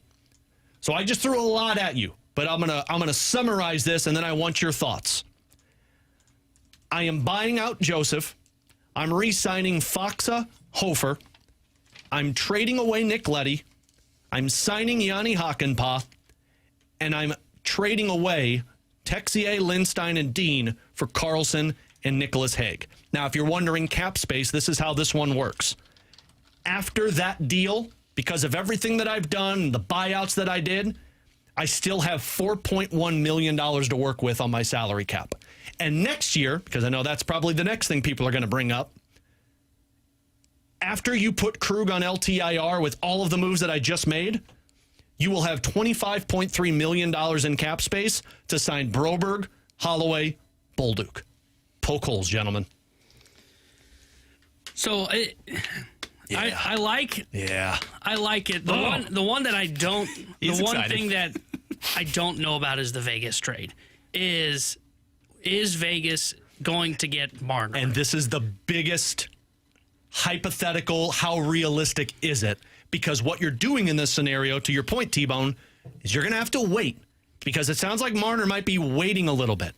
And if you're waiting, what does Vegas do?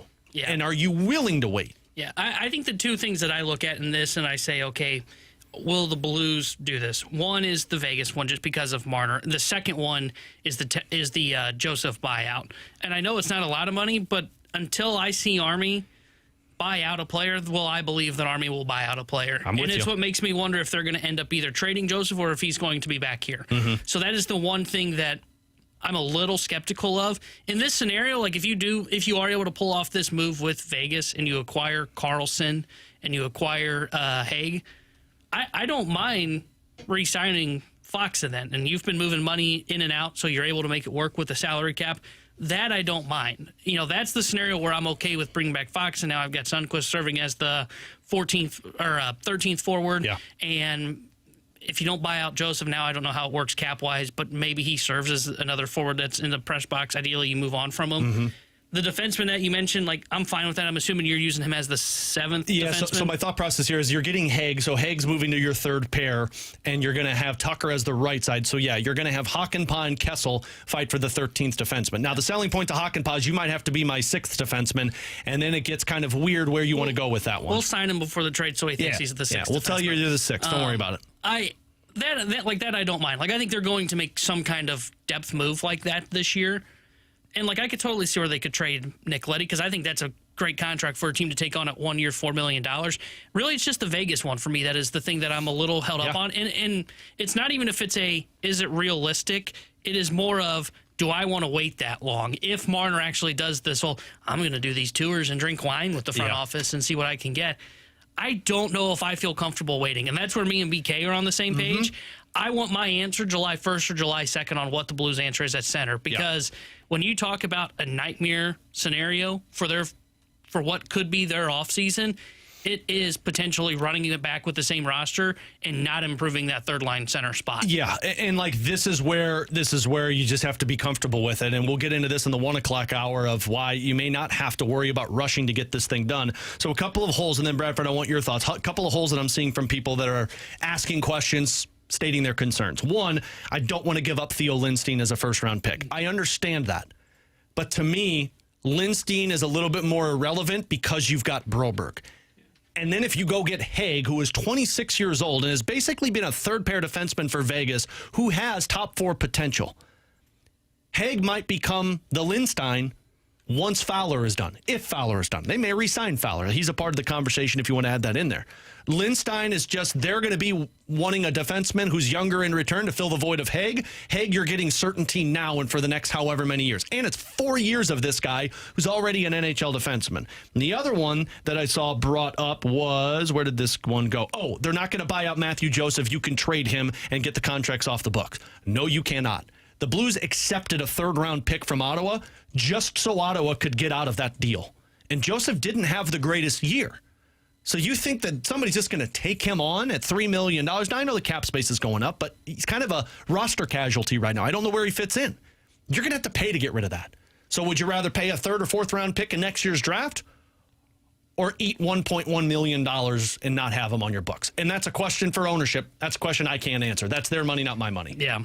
It's a very interesting dynamic or configuration to be in here today because, Alex, I actually lean more in your direction as far as trusting the current makeup, by and large, top to bottom, not quite as proactive, the sense of urgency maybe that Tanner, you and BK have in that realm. But having said that, I love how proactive you're being with your number of suggestions here. You're practical, you're logical, you're making a ton of sense. And here's what I really like about it. I enjoy that idea of giving the extra year to Fox as well, locking him in for a pair of years. I do think that possible trade with Vegas, it could be viable. Maybe you'd have to tweak a couple of different elements there. But the only thing right now that maybe I'll quibble with just a little bit, so call it settling, call it what you will. In that possible Nick Leddy deal, would you not be willing to settle for, say, even a fifth or a sixth rounder? I'm not pushing that high, actually, because as you yourself said, the biggest thing there is getting the contract off of the books. So that is a minor nitpicking instance for me, but otherwise, I love it. Yeah, I'll take anything with it, to be honest with you, if the scenario plays out. And the Leddy part is hard because when do you pull the Leddy off versus the Vegas one? Because if you trade Leddy thinking you're getting Vegas and you don't get Vegas, now you're down 2 defensemen. And then you don't know what the hockey... So that's the part that there's concerns around it that could fall apart, but this is like the mastery. Bradford, you could tell me if I'm using the proper word. I thought that was good English, but I went to JUCO. This is the mastery. It's your master plan. The Blues have to execute mastery with the master plan. There we go. Yes. I'll let Bradford settle on that one. That is the magic that Doug Armstrong pulls off that I can't pull off. But in this scenario, Carlson is now my second-line center with Holloway and Kyrou. Shen now is playing with Neighbors and Bolduc. Snuggerud obviously on your top line. Your fourth line is set. Sundqvist is your 13th forward. And your defense is now Fowler, Parayko, Broberg, Falk, Hagen, Tucker with Hakanpää your 7th defenseman. And then you've got your goalies locked up. To me, that's probably one of the top teams in the Central Division in terms of depth and skill from top to bottom. Yeah, I really like that offseason, and it does feel very Army-esque, to where it is, hey, we couldn't find something on the market that we really liked, and we decided to go with the trade market. It's just going to be fascinating because all the reports coming out of Vegas seem to say, and like, I don't know how these things can tie together. It's like, it feels like they can't be the same conversation. Hey, the Vegas Golden Knights are interested in Mitch Marner. Oh, the Vegas Golden Knights like William Karlsson. Okay, well, you're going to have to move money if you're signing Marner. Yeah. And maybe it is they are able to manipulate the LTIR for Pietrangelo. They don't have to worry about the LTIR rule coming in place till the new CBA is signed, which I think takes effect in 2 years or 3 years. So that's the only part of this that's skeptical. But, like, if that was their offseason... A+. A+, I got A+. Hit it. I know you don't like giving out A's, but it is an A+ offseason. I'm trying to think of a reason not to go A+. Alex, I'm a harsh grader. I'd give it that A+, buddy.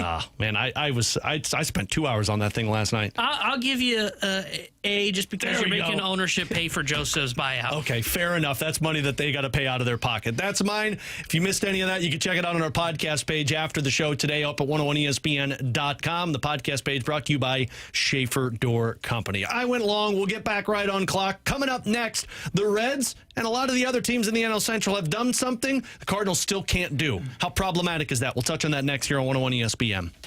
101 ESPN is powered by Kaufman Townsley St. Louis's injury lawyers. Call 314-500-5000.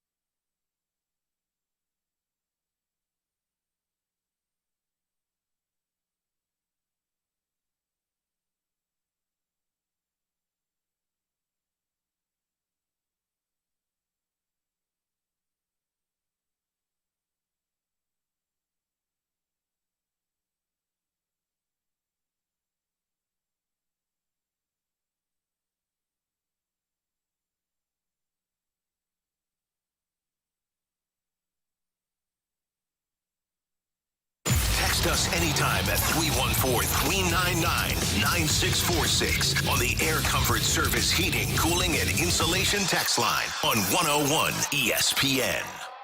101 ESPN Sports Center.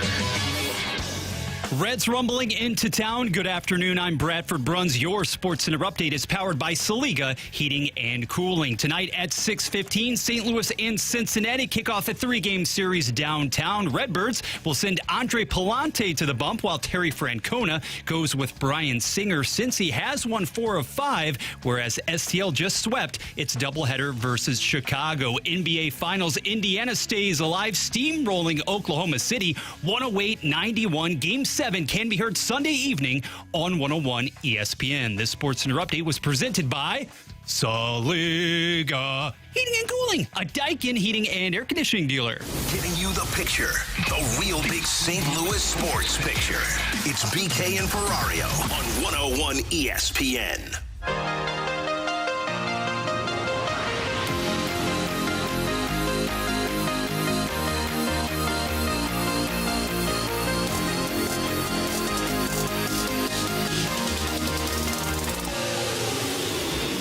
Start a massive homestand this evening when they take on the Cincinnati Reds for 3, and then next week they take on the Chicago Cubs for 4 games. Along with Tanner Hendrickson and Bradford Bruns, I'm Alex Ferrario. So both of those teams, along with the Pittsburgh Pirates, and I guess if you want to put Milwaukee into this one, I don't know if I would, all have done something that the Cardinals are unable to do.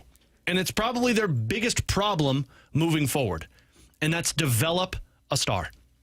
You're going to see Elly De La Cruz, who, once again, is having a phenomenal season for the Cincinnati Reds. You've already seen Paul Skeens for the Pittsburgh Pirates. Now, that's development / getting lucky and getting one of the best players in the draft at first overall.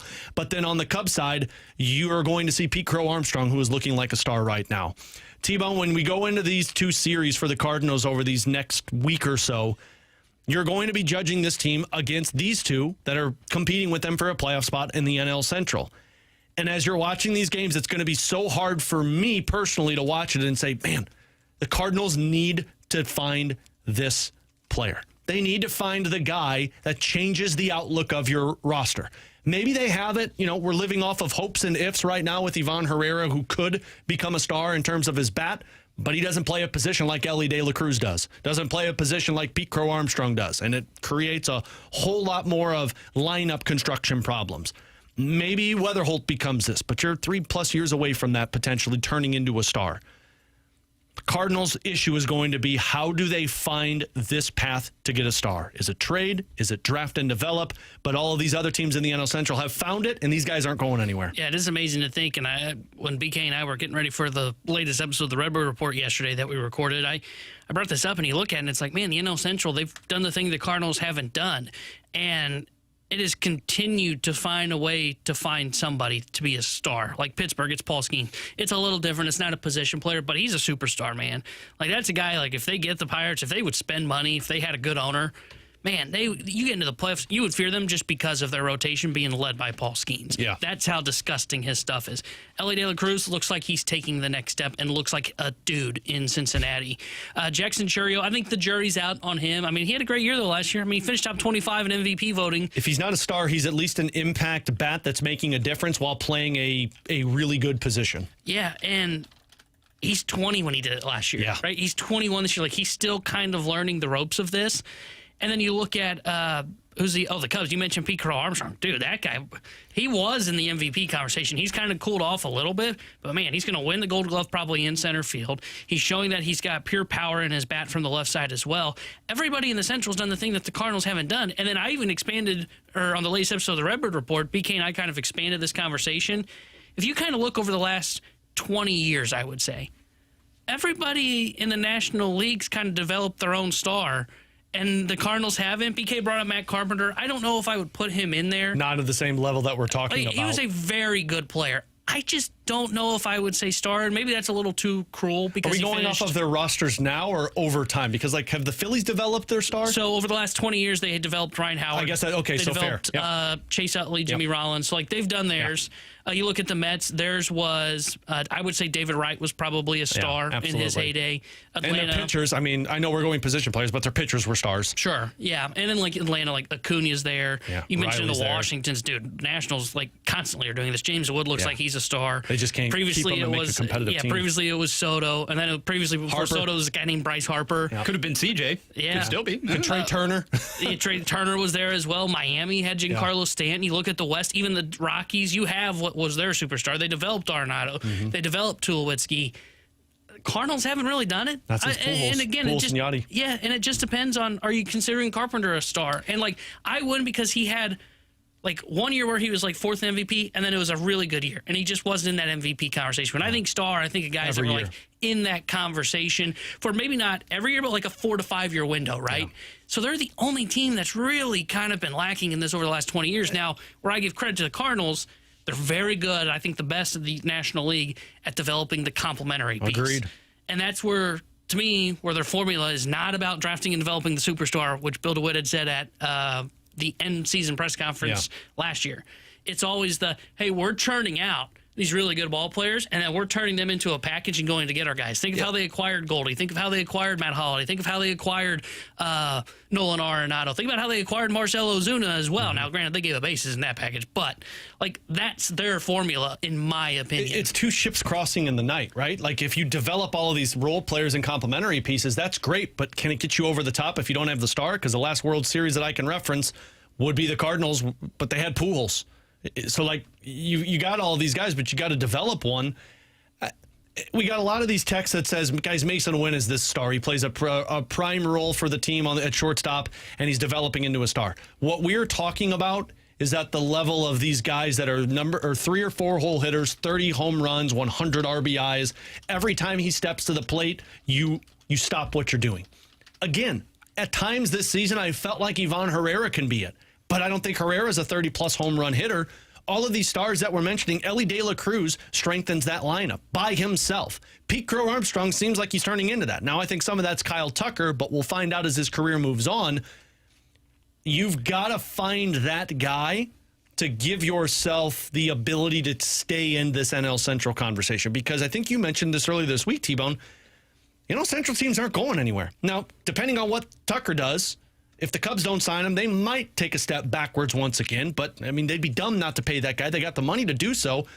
Ellie De La Cruz is there. Pirates are the Pirates. They're always going to do it. And Brewers just continue to churn out these starting pitchers, even if they don't find the role players on the offensive side. It's just a tough spot to be in. And, again, I go back to the two ships crossing in the night. You got to have them align at some point. Because if they don't, I think you're always asking for the other to get you to where you want to go. And to put it more broadly, you're talking about individually here, floor versus ceiling. The most telling aspect of all, Tanner, just a few minutes ago, we were basically debating or questioning whether Matt Carpenter, years ago, mind you, just like those transactions, while major occurred years ago, we were debating whether he had the assets to be a star. Whereas we opened this segment and we were talking about transformative, transformational talents, the likes of which the NL Central right now is developing from within in spades. And simply put, even though Mason Wynn at present, and yes, he's extremely young, he has so many tools in his belt. We're talking about guys who have that wow factor and can potentially transform you to maybe being, yes, qualifying for the playoffs, getting to the postseason, but being an also-ran at that stage, as opposed to guys who could conceivably push you over the top. The wow factor and the consistency to boot. You're seeing it now from a De La Cruz. You're seeing it, or you would hope to see it if you're Skeens, if you're Pittsburgh, and somehow even wiggle your way into the conversation. But these are guys who are above and beyond what you have on your roster from top to bottom. Yeah, you mentioned kind of the passing of the ship right now. Like, where they're at right now, they've got good pieces. I think they're an 82, 85 win team, and there's some years that'll get you to the playoffs. 2023, I think the Diamondbacks made it with 83 wins, if I'm not mistaken. Yeah. That Not ain't this happening year, though. this year. And, like, I'm not even talking about just this year. I think that 83-win Diamondbacks team is going to be an outlier. Not just the fact that they got to the World Series and almost won it, but that was what their record was to get them in.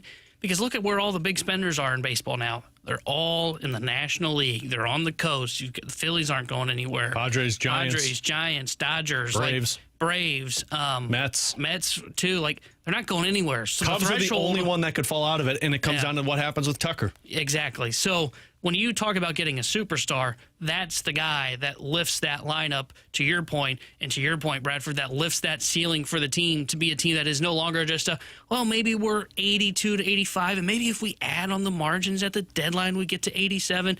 No, the superstar is the guy that says we're a 90-win team. Yeah. And then you can add on the margins and make us a World Series contender, and that's what they are lacking. To that texture's point about Mason Wynn, maybe he becomes that guy.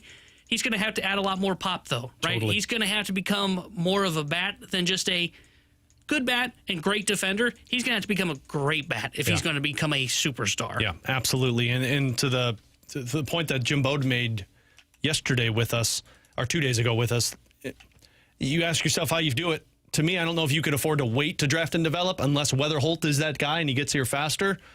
I think you're going to have to target the player that's young in another organization, give him a shot, and he become that star.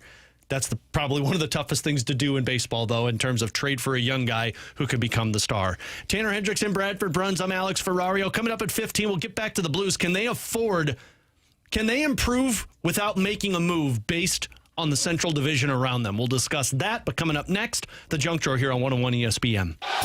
Tomorrow, Phillies and Mets. Pregame at 5:30, first pitch 6:15. The MLB plays on 101 ESPN.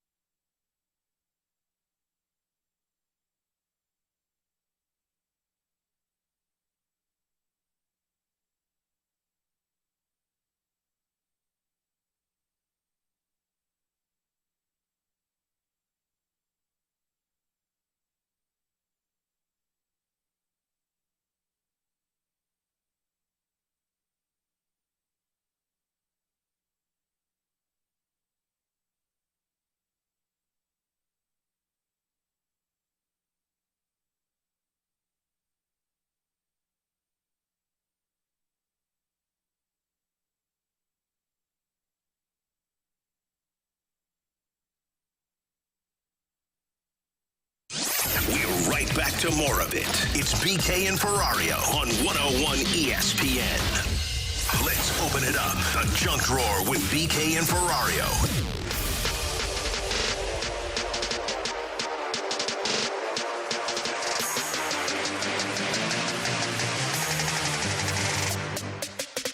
Quick segment here on the Junk Drawer today at 1:30. We've got One's Gotta Go, everyone's favorite. You can give us those scenarios starting now, and we'll get to those at 1:30. Brad Thompson is going to join us in about 30 minutes or so. But, guys, I'm curious if any of this has happened to you. Have you ever parked, gotten out of your car, looked at your parking job and said, God, I'm terrible, and get back in and repark? Yeah.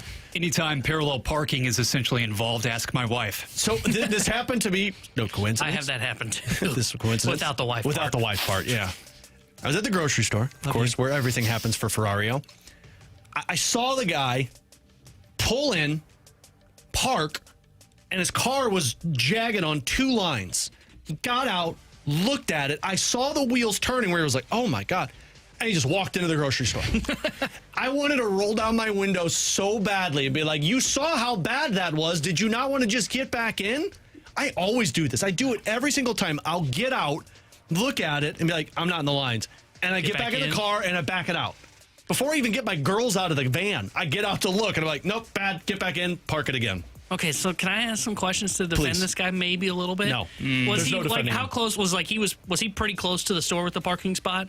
Yeah, I mean, yeah. Okay, that one got fixed. Probably like the second or third spot before the handicaps. That one's fixed. That one needs to be fixed. Yeah. Okay, I was gonna say if you're like kind of down a ways, I could get like if you're like, hey, I'm going in, you just get Brad. I can totally see that. The people that are willing to walk in a parking lot, park however you want. Yeah, I'm with you there. And maybe this guy was just getting bread. Even then, I'm still thinking, man, we might need to fix this. Like, we could get someone else into this closer. If he was in a rush, the lazy guy like T-Bone would like that closer parking spot. If he was in a rush and just got out, didn't look, and went right in, I get it. We're all in a rush sometimes. You got to run in, run out, get back home. I do this most of the time. I got to grocery shop in 10 minutes. But the fact that he got out, turned, looked at it, and again, I saw his facial reaction was like, and then just kept walking. I'm like, oh man, that's just a D move. Because I've done that before, where I've seen it, and been like, whoa, what was I doing? But left it. Now, typically when I've done it, like I've done it at the apartment complex once or twice, where it's like, man, I'm just coming home basically to eat lunch, pick up some stuff, change. Like maybe I'm getting ready to go do play-by-play, so I'm just basically doing a pit stop here at my house for 30 minutes before I leave. And I park and I go, whoa, my goodness. Terrible. This is terrible. But then I go, 30 minutes, then I'm leaving. Yeah. So maybe I am a bad guy for doing that. I just look at it and go, I'm going to be leaving soon. There's no need for me to fix this. I just need to get in, get my stuff, eat, be gone in 20 to 30 minutes. I'm leaving this here. First of all, Alex, kudos to you on setting that example before you even get out of the vehicle with the children in tow. See, you're already forming those habits. My daughter always asks too, Daddy, what are you doing? I said, Daddy parked like a dummy. He's got to park again. It happens, right? But for you guys, more likely... Don't park like Dad. Yeah, Daddy's a dummy. More likely to happen as far as causing frustration for you in, let's say, a grocery store lot in a suspect parking job in that in-between stage, okay? Maybe not up front, but on the periphery, or the person who leaves his or her shopping cart out there to basically you were reading my mind, everybody. Bradford, because the first thought I had internally was like, this guy's as worse as people that leave carts in the middle of a parking lot. Really? Yep. Just you are scum at that point when you do that. Yeah, those people and the people that honk as soon as the light turns from red to green. You need give me time. You need to reprioritize F1 your driver. life. Yeah, give me 3 seconds. I need to honk as soon as it turns green. What are you going to do? Peel out? No, you don't peel out. Man, you kind of want to ride the brakes and the gas like that. You got to ease into it. Sure, St. but Louis. 3 seconds. You're a monster. Man, that would feel like a You're long a time. I'm not monster. saying I would honk, but I'm definitely saying some mean things. Somebody said in my head. Somebody said you should have pulled the George Costanza Ferrario, leaned out the window. We live in a society. Sometimes I wish I had good one-liners like that. That's a great callback. Tanner Hendrickson, Bradford Bruns, I'm Alex Ferrario. Can the Blues improve without making a move based on this Central Division? I'll explain next on 101 ESPN. WXOS HD1 East St. Louis. 101 ESPN is driven by Auto Centers Nissan, home of the lifetime warranty and 30-day return. You ever notice how some dealers brag about huge selections, but it's scattered across 5 locations, 2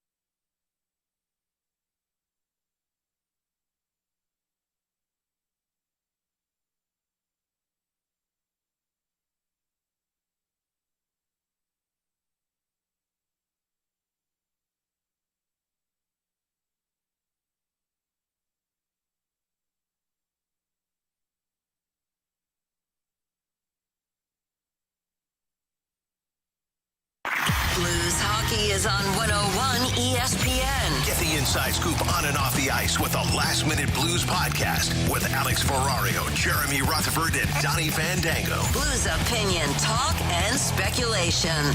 It's what we do. Watch or listen to the Last Minute Blues podcast on our YouTube channel or at 101ESPN.com.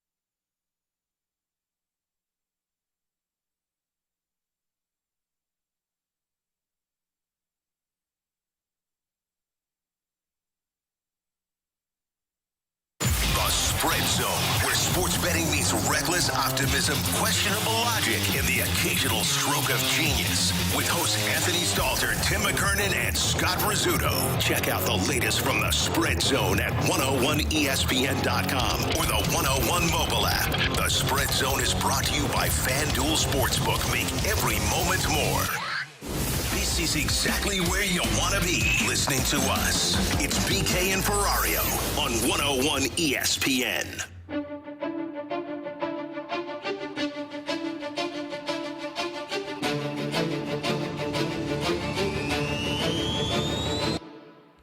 So I don't know if you guys have noticed early in the offseason yet, but Central Division has been making some moves, and I don't think it's for good. Tanner Hendrickson and Bradford Bruns. I'm Alex Ferrari. We got Brad Thompson coming up on the other side to get back into the Cardinals conversation. But I have remained steadfast on the fact that I think the Blues will be fine if they don't sign a centerman this offseason. If they came back with the same roster minus Ryan Suter, because I don't know what's going to happen with him, I think their team will be fine. They'll be in the mix. T-Bone and BK have been on the side of, look, you need to go out there and upgrade the center position if you want to get better.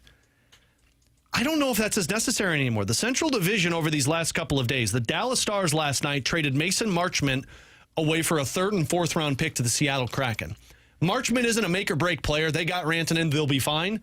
But Marchment was secondary scoring for them. Now their second line includes Jamie Benn and Tyler Seguin and Jason Robertson. It's a pretty good second line, I guess, but you're relying on 5 dudes. The Winnipeg Jets just signed Jonathan Toews. We'll get into him in just a bit if we have time, but the Toews deal, good. That's depth down the middle. They might be losing Nikolai Ehlers, though. Colorado is rumored to potentially be trading away Martin Necas or Charlie Coyle because they don't have cap space. The only teams that might improve are the Minnesota Wild and the Utah Hockey Club. And Utah, I've said it before and I'll say it again, unless they get a goaltender, not going to be a good team. Minnesota's interesting, but there's not a whole lot of centers out there that they want. And draft capital or trade capital is what they have. I don't know if this is a matter of they have to improve to be a playoff team in the Central. I'm starting to wonder if teams are going to decline a little bit in the Central Division because of the rising cap and how much money teams are wanting to spend. So I think that's fair to wonder about what these teams look like as they start to move some pieces while they're trying to make some things work. The thing that I would go to, though, is most of these teams have got a guy, though, that can help keep the ceiling higher even though they're losing pieces. Absolutely. And like the Jets, you got Kyle Connor, dude's a stud. Even if you lose Ehlers, which is a big piece, well, you still have Kyle Connor there in Winnipeg. And Velarde. When you talk about Dallas, you're talking about potentially if Robertson is still there, he's a guy that can help them.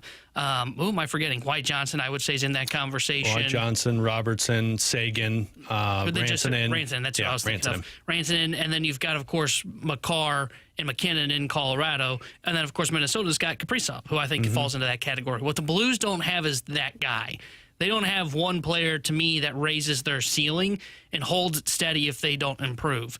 And maybe Thomas is that guy, but I'm not there just yet. And I also would add this. I think when you're talking about the St. Louis Blues, and maybe this is where I come out of left field from BK, where me and him have been kind of in line right now. I think when you talk about the Blues, to me, they are more of a 90 to 93 point team.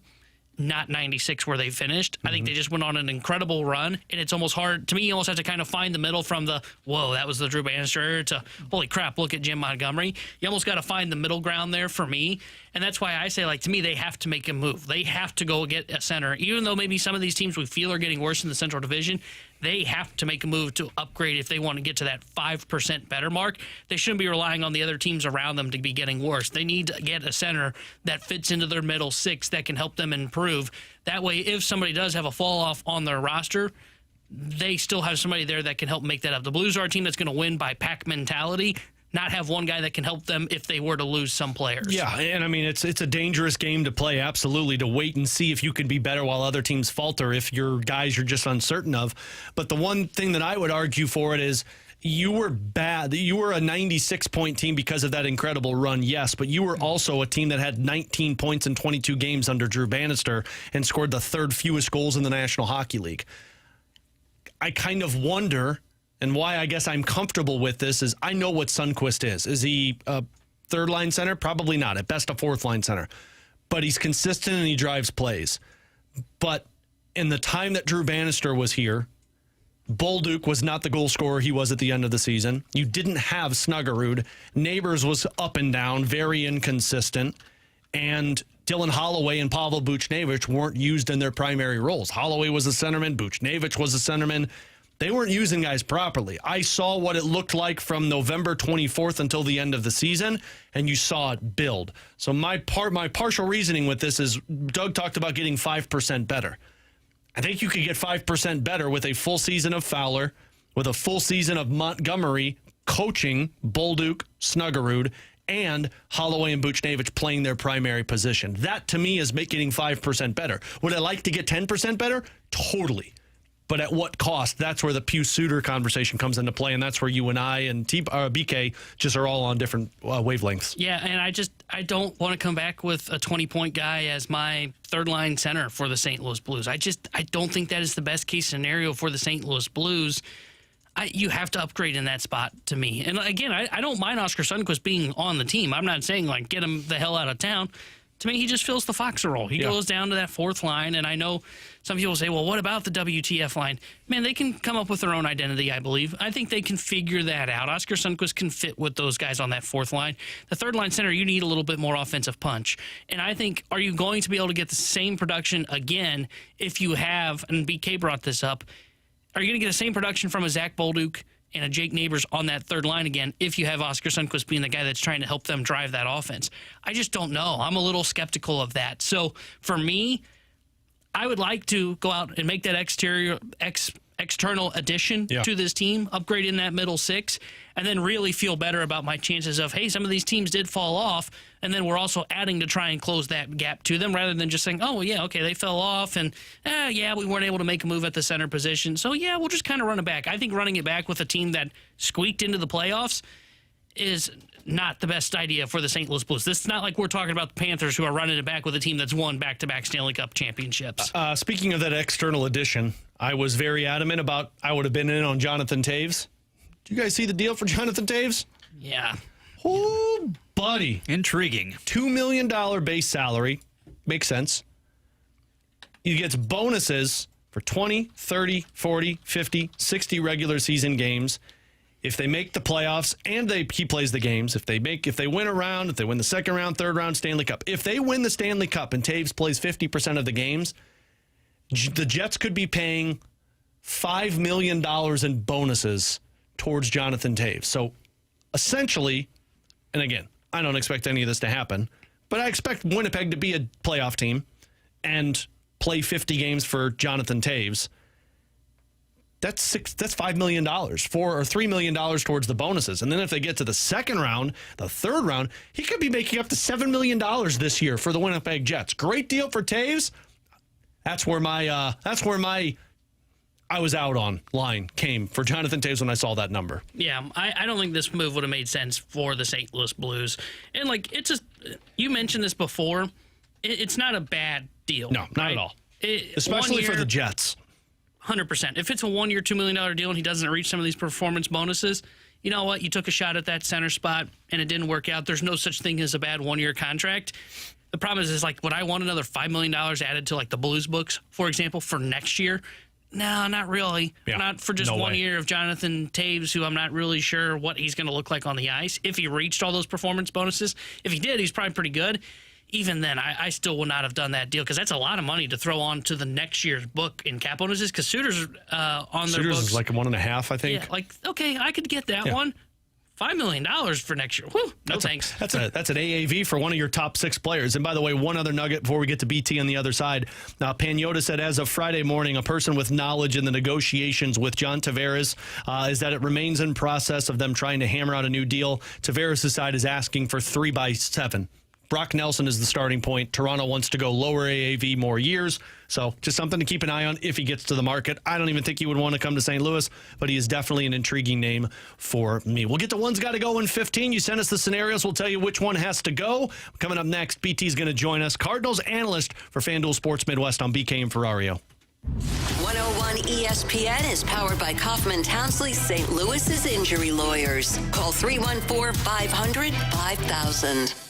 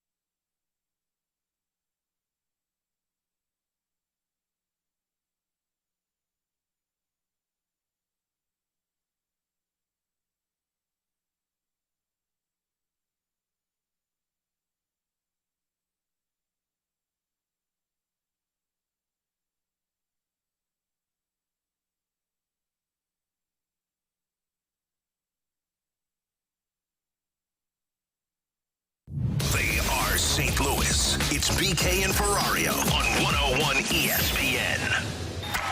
We're hanging with Brad Thompson on 101 ESPN. Hanging breaking ball from Brad Thompson. And boy, does he get a swing on it. Lift and separate and see you later. Hanging with BT is sponsored by St. Luke's, ranked top 2% in the nation for cardiac surgery by Health Grades. Visit stlukes-stl.com.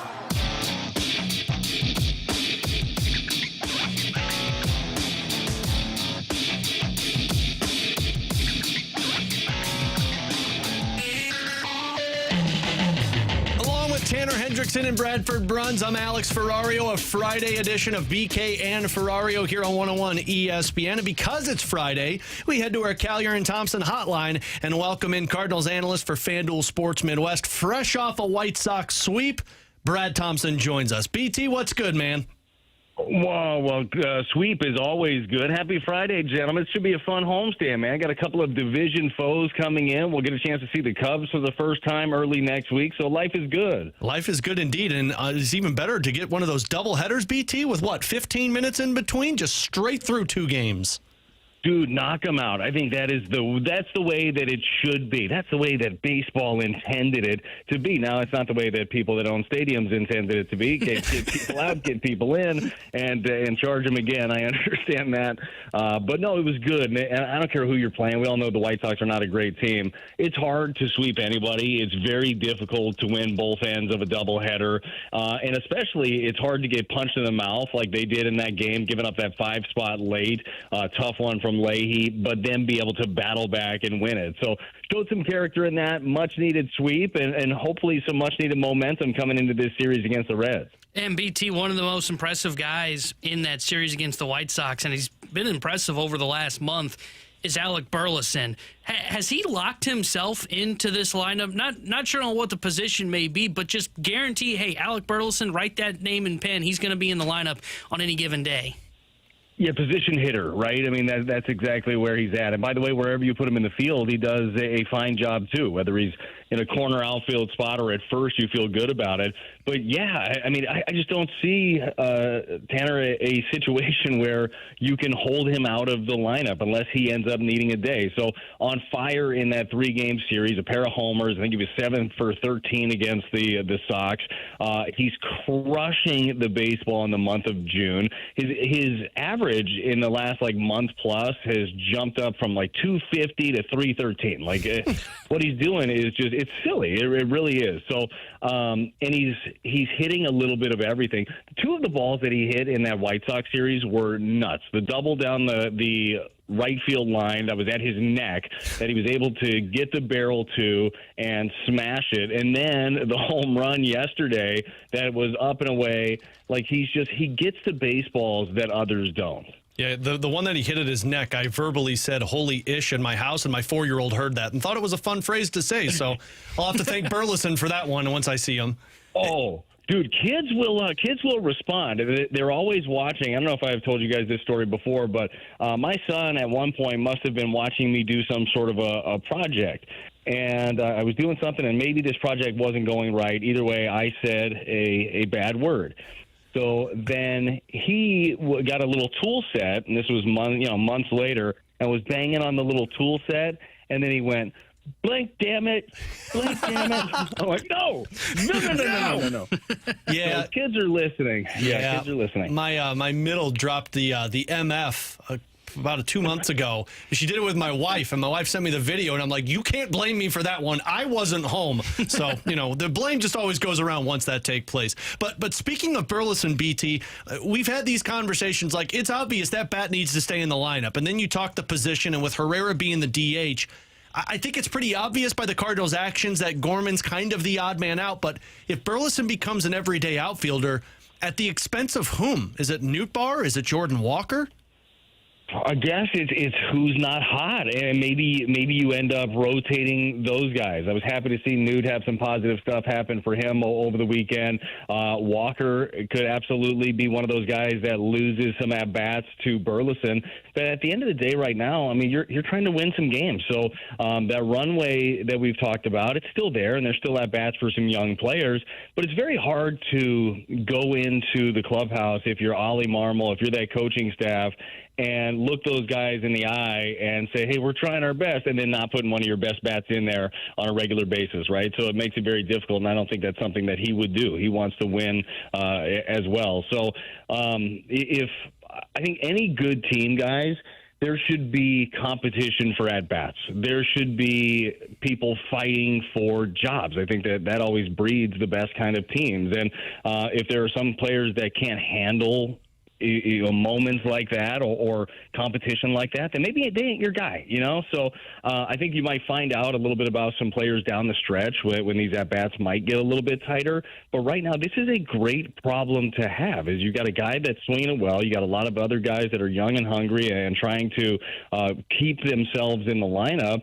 And the offense has been, I mean, you talk about head and shoulders turn from where it was a year ago, whether it's just runners in scoring position, situational hitting, just overall approach.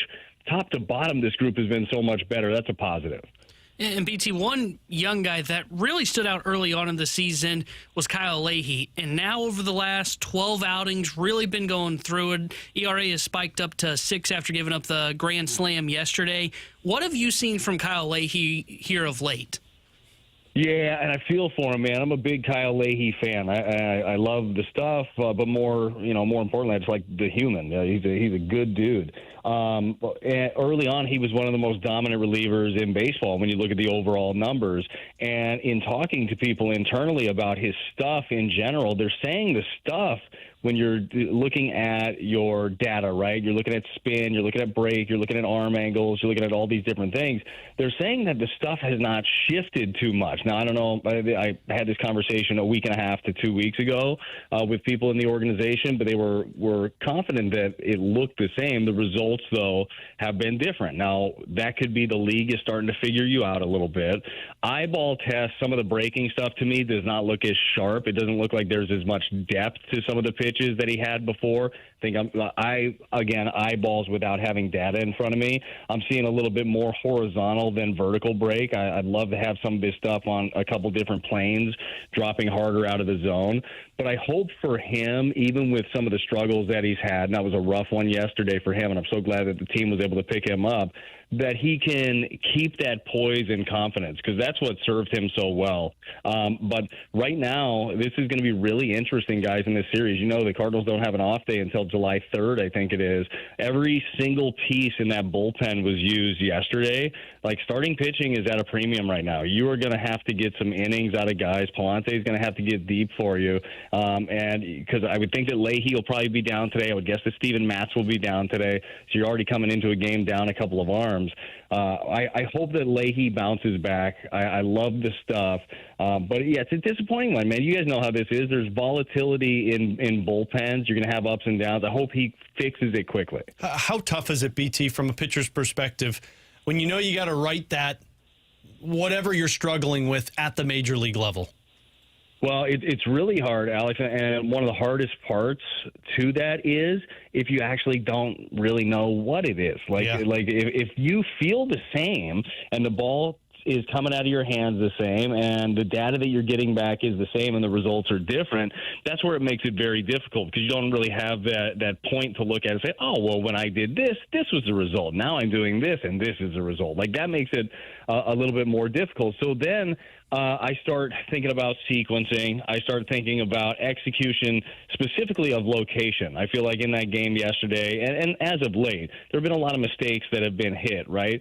So making sure that you're trying to fine-tune some of that. But then you run into the problem, and this is one of my biggest pet peeves of any young pitcher, is the guy that nibbles. What I like the most about Leahy is that he would come in and just pour in strikes instead of ball one, ball two. Was that not perfect? Let me try this. Like, I hate that with a reliever, but that is the mental tug of war of this game. So I think right now with Leahy, again, the velocity's there. The breaking ball, while my eyeball test says it doesn't appear to be quite as sharp, it comes down to the league making adjustments, just like they do to a hitter. Jordan Walker in his first year, you look at the numbers, they're really good. Next year, guess what the league did? Made some big-time adjustments, and then it's your turn to make them again. So I think that I know that is part of it for Leahy, for Dusty Blake, for Dean Kekeffer, for this entire pitching staff and analytics staff to really dig into what the league is doing now, what are some traits and tendencies against Kyle Leahy,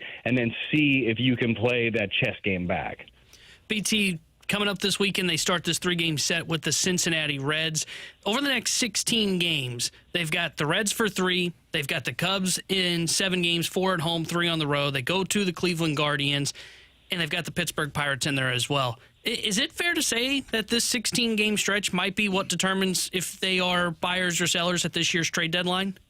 Yeah, look, it's an intriguing time for a lot of teams, right? Of figuring out what you are, and the Cardinals they're holding their ground. But if they didn't, if this went awry for them during the stretch, I think it makes it a whole lot easier to see what the trade deadline looks like. And the clubs, what you're trying to do as a player at this point is try to put as much pressure on your front office as you can to make moves to help your ball club. Like, that's what you're internally trying to do. Now, internally upstairs, I'm sure that they have a plan, and I bet that plan is malleable depending on which direction this team goes. I mean, Mo talked about it a couple of weeks ago. He wants to make those tough decisions. But, yeah, it is going to be a test. This will be one where the Cardinals have played a pretty tough schedule just in general up to this point. But as you get closer and closer to the trade deadline, that's when you get more and more of the picture of what it's going to look like. So there is a little pressure involved there. BT, final one from me, and we always appreciate catching up on Friday, especially on a game day. Cardinals fans always like to talk Michael McGreevy after you see the start and wondering why he's not in the rotation. BT, on the surface, it makes a lot of sense because the Cardinals need depth and their rotation has been fine. But do you see this next start by McGreevy as a maybe internal competition between he and Palante? I don't know exactly. I don't know. I'll just say no. I don't know how they're looking at it. I think that they like Palante as a starter as well. I think that you could look at McGreevy a little bit differently as maybe he is a guy that fills in if, in fact, you do trade one of your other starters, which we know there will be rumors surrounding guys like Fetty or even a guy like Matz, who's not technically a starter for you. But I feel like that's an easy fill-in for him as well, and I do look forward to the next one from McGreevy. But I guess, and I say no with him and Palante, but I guess at the end of the day, you're just like we were talking about with at-bats for Burleson and the rest of the outfielders, you're always, until you have a multi-year contract and you're good to go, you're kind of always fighting for a job at the big league level, right? So if something strays long enough, you'll end up losing a grasp on a job. I know that because it happened to me every single year. So like there's always a battle that you're going in. And for Palante, I want him to make it a really hard decision. This guy's proven he could be a big league starter. I thought last time out early against the Brewers, and I know he only lasted 4 1/3. It was like some of the most dominant stuff that he had. And oddly enough, just in that 5th inning, things started to get away from him a little bit. But he struck out 7 in his 4 1/3. He's got the stuff. I want to see him go out there and again in a big game today because of your depth in your bullpen. I want him to prove it again. You on the call tonight, BT, or are you in the... You know it, Alex. I am there. I'm on a little bit of a run right now. Yeah, you are. It's just making entertaining baseball with you and Chip. I love it. BT, always love the time, man, and have fun at this weekend, and I will see you at the ballpark on this homestand. All right, guys. Sounds great. We'll see you at the ballpark and talk to you next week. There you go. BT with us every Friday here on 101 ESPN, on weekly, too, throughout all of our shows on with TMA and also on with the Fast Lane. Anything stuck out to you with him there? I think it's the most critical stretch of the season for the Cardinals. I think he is spot on of they're still trying to prove something to the front office. I mean, we've talked about it multiple times now that, hey, look, if there's a tie on what you're thinking, if you're, hey, should we buy, should we sell? I think if it's 50-50, it leans sell because of Ryan Helsley has the biggest asset that could be on the market. This is the stretch where they've got to try and prove, hey, we're going to still be holding pace, right? Right now, they're still, like, for as bad as it feels like they've played recently, they're only a half team out in the wild card. Yeah. The Padres, we were talking about who's the team that falls off, and we thought, oh, maybe it's San Fran. San Diego's been quietly going through it as well. They just lost Tatis Jr. for a little bit of time. Yeah, we'll see. Mike Schilt did not sound positive or optimistic, when Tatis got hit on the hand yesterday. So if they lose him, that's another significant injury to them. Also, if you have any hope of trying to win the NL Central, got 7 games to try and make up some ground here against the Chicago Cubs. So I agree with BT. I think this is the most pivotal stretch of the season for the St. Louis Cardinals. Hard to disagree with that one. I'll tell you the part that I'll be most fascinated by. I'll be fascinated after the deadline when John Mozeliak talks and gives the reasoning as to whatever they decided to go. Tanner Hendrickson, Bradford Bruns. I'm Alex Ferrario. We'll get back more into this homestand once we hit the rewind in 15. But coming up next, it's One's Gotta Go. You send us 3 scenarios, we'll tell you which one's got to go. We'll get to that next here on 101 ESPN. You can now listen to 101 ESPN on demand. Get caught up on all our shows and podcasts at 101ESPN.com or on the 101 mobile app. 101 ESPN podcasts are presented by the Schaefer Door Company.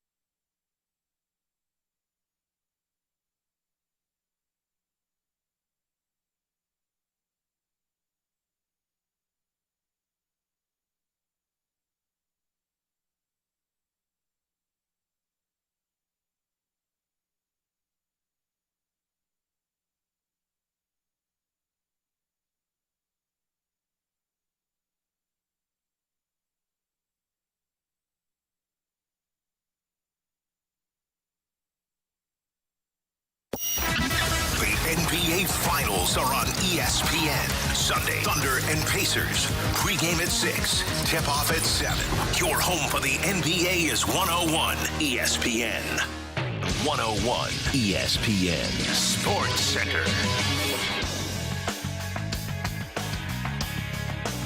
Central Showdown happening shortly. I'm Bradford Bruns with a Sports Center update driven by Johnny Londoff Chevrolet plus Johnny Londoff Autoplex. Roughly 5 hours from now, the Cardinals open their 3-game series at Busch Stadium against 4th place Cincinnati. Terry Francona's club has won 9 of 12, but St. Louis also riding high, fresh off yesterday's doubleheader sweep of AL worst Chicago. Ollie Marmol will send Andre Palante to the Hill. Afternoon action Central-wise featuring Cubs and Mariners. Those two squads just getting underway. Hoops, meanwhile, again taking center stage this weekend. Pacers Thunder, June 22nd. That NBA champion finally revealed on 101 ESPN. Your Sports Center update was driven by Johnny Londoff Chevrolet and Johnny Londoff Autoplex. See them at Londoff.com. Chevy, together we drive. Are you kidding me? Giving you the picture, the real big St. Louis sports picture. It's BK and Ferrario on 101 ESPN. This is BK and Ferrario. Time now for One's Gotta Go. We offer up the talking points, and you get to pick which one's gotta go on 101 ESPN.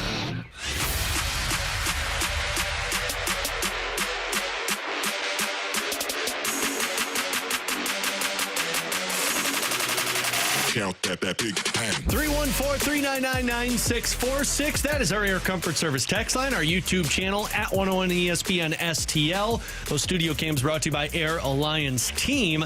You can head over to the Graveyard Chat to give us your scenarios. 3 of them, and we'll tell you which one has to go. Apparently, people liked our driving conversation on the Junk Drawer, T-Bone. Let's start with this from the 314 Bad Driving Edition. No turn signals, not merging, not yielding, or cruising in the passing lane. Ooh. I have one that pisses me off, but I'm curious your guys' thoughts first. Cruising in the passing lane is pretty annoying. I would think I would go.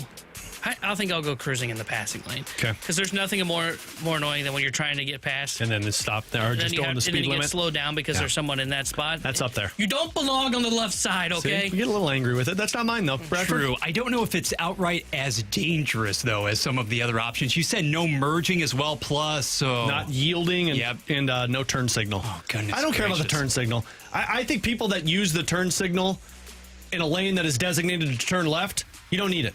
Yeah. You're just dumb. Well, you turn left. Where it's more annoying is like on the highway and all of a sudden someone just comes over.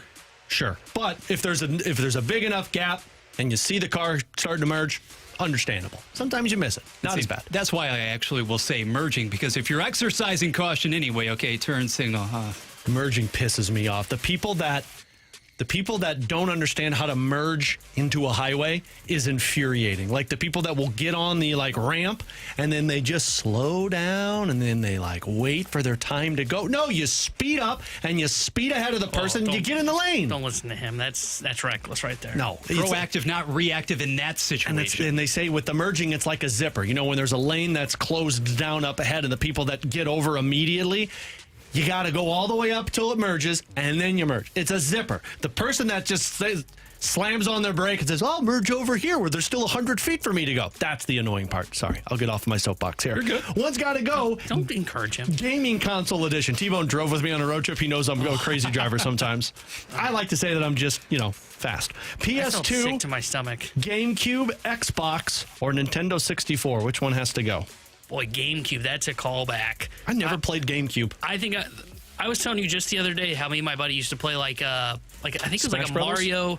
It wasn't Smash Bros. It was a Mario soccer game, and I'm pretty sure it was on the GameCube if I remember correctly. GameCube and Xbox I never played. I was always PlayStation and Nintendo 64. Yeah. So I would say probably the Xbox because I was always PlayStation over. I'd keep the GameCube. I never liked the controller on the Xbox. It's too hard. You got your thumbs are in different spots. That's so weird. I'm with you. Get rid of the Xbox. I guess the Xbox for me as well, although I never actually dabbled with the GameCube, so maybe that's like the forbidden fruit here. I'm not sure. The GameCube controller was weird too, though. It had like all of the. I don't remember much about it. I just remember we used to play. I swear it was a Mario soccer game all the time. I'll say this: like I act like the N64 one was easy. Like my daughter, she like looks at him because I have him downstairs. She's like, "How are you supposed to hold this, Daddy?" I'm like, "Well, because you got to figure that out as you go." Super Mario Striker set was it. Thank you, text line. Blues trade edition for a second line center: Kyrou, Bolduc, Neighbors. So you're trading. Which one you got to get rid of? Which one you have to get rid of to get your centerman? Who was it? Kyrou, Neighbors? Kyrou, Neighbors, Bolduc. I would say. My answer is Kyrou. Oh, see, I don't know if you're going to get the value for the second line center on Kyrou being traded. Probably not, but I have younger, cheaper wingers that I feel like can produce the same amount of offense. I don't think you're going to get a good enough center for Bolduc. And I just don't know what the trade value is for Neighbors. I think we value a Jake Neighbors more than NHL teams do. Sure. I would say Neighbors, I think you can get a third line center for him. Now, it's not a second line center, and that's probably what you get for Kyrou, but I still don't think you're getting the value there in what you're moving from Kyrou. So I would say Neighbors. I like Bolduc, and I know like those two are kind of the guys that get kind of thrown into the which chip would you move for this piece. I just like Bolduc because of the shot, man. I think his shot is going to play at the NHL level, and that's not to take anything away from Neighbors, but when you're a guy that is scoring his goals more in front of the net, you're going to have years where it's like, whoa, wow, he just scored 30 goals. And then there's going to be years where he scores 15. It's just because does he get some puck bounces while he's got his caboose in front of the goalkeeper? And it's a big caboose. And frankly, I think I would actually go with Bolduc here. And that is not a referendum on what he did in the first round versus Winnipeg, but rather last season, based on what we saw, the overall refinement and improvement in the game of one Jordan Kyrou, that plus the explosiveness. I'm not willing to part with that at this point. And Neighbors, it almost seems like a cliche right now, but the glue guy qualities and the leadership characteristics he brings to that locker room, they are more valuable here, and that's why he's staying put. 479, one's got to go. Cardinals Mount Rushmore edition. Musial, Gibson, Pujols, Yachty. Oh, it's going to be a very unpopular opinion, but I think you got to get rid of Yachty here. I think I'm with you. I can't get rid of Stan. I definitely can't get rid of Gibson, and then it comes down to Pujols and Yachty. Yeah, I mean, both are incredible, but one was something that you're probably never going to see again. Yeah, I don't know if we'll ever. I was thinking of this last night, to be fair to Yachty. Yeah, you're never going to see that either. One year, I don't think you're going to see that. I don't know if you're ever going to see guys like for the entirety of their career, like catch about 40% of base stealers. Yeah, and like that's really freaking hard. And with one team and catching to your late 30s, while also, by the way, the bag has increased in size.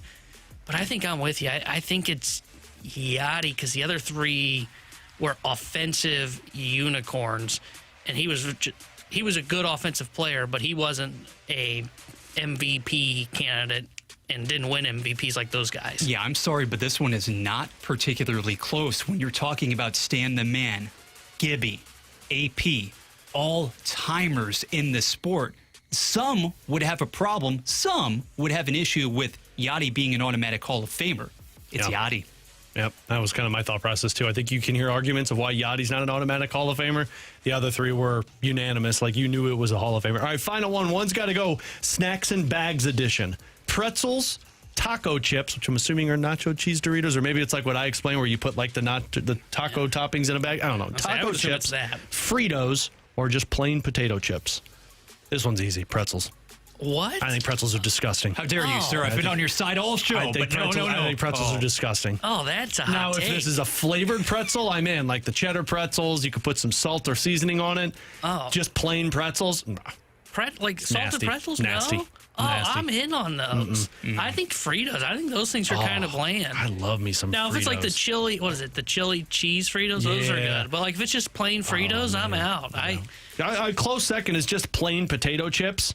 Because, I don't like plain potato chips, but I would eat a bag of potato chips over pretzel any day of the week. As somebody who spends pretzel's number one on that list. Entirely too much time on the road, the commute is substantial, to say the least. I really have to put a lot of stock in consideration into this one. The pretzels have been a go-to since early middle school. There's no way that I am putting them out there in the cold. The Fritos and the chips are fine, and here's my rationale. This is why I am dumping the taco chips, because if I haven't had a meal, say, for the better part of the day, or I'm waiting on that tasty something after the long day, I'm coming home and actually having the tacos not in chip form, there you go. Yeah, it's pretzels. You guys are all wrong. Pretzels are trash. And that's the statement that we'll end this segment with. Coming up next, we'll rewind it here on 101 ESPN. Blues hockey is on 101 ESPN. Get the inside scoop on and off the ice with the Last Minute Blues podcast with Alex Ferrario, Jeremy Rutherford, and Donnie Fandango. Blues opinion, talk, and speculation. It's what we do. Watch or listen to the Last Minute Blues podcast on our YouTube channel or at 101ESPN.com.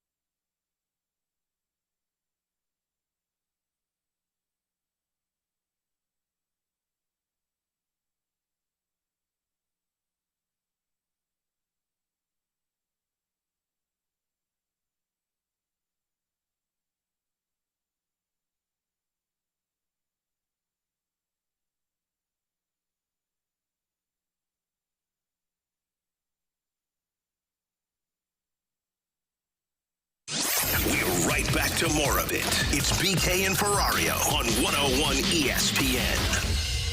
Let's run it back with a daily rewind on BK and Ferrario. Brought to you by Gloria Loom, your home sold guaranteed realty. Selling your home begins at GloriaHasTheBuyers.com.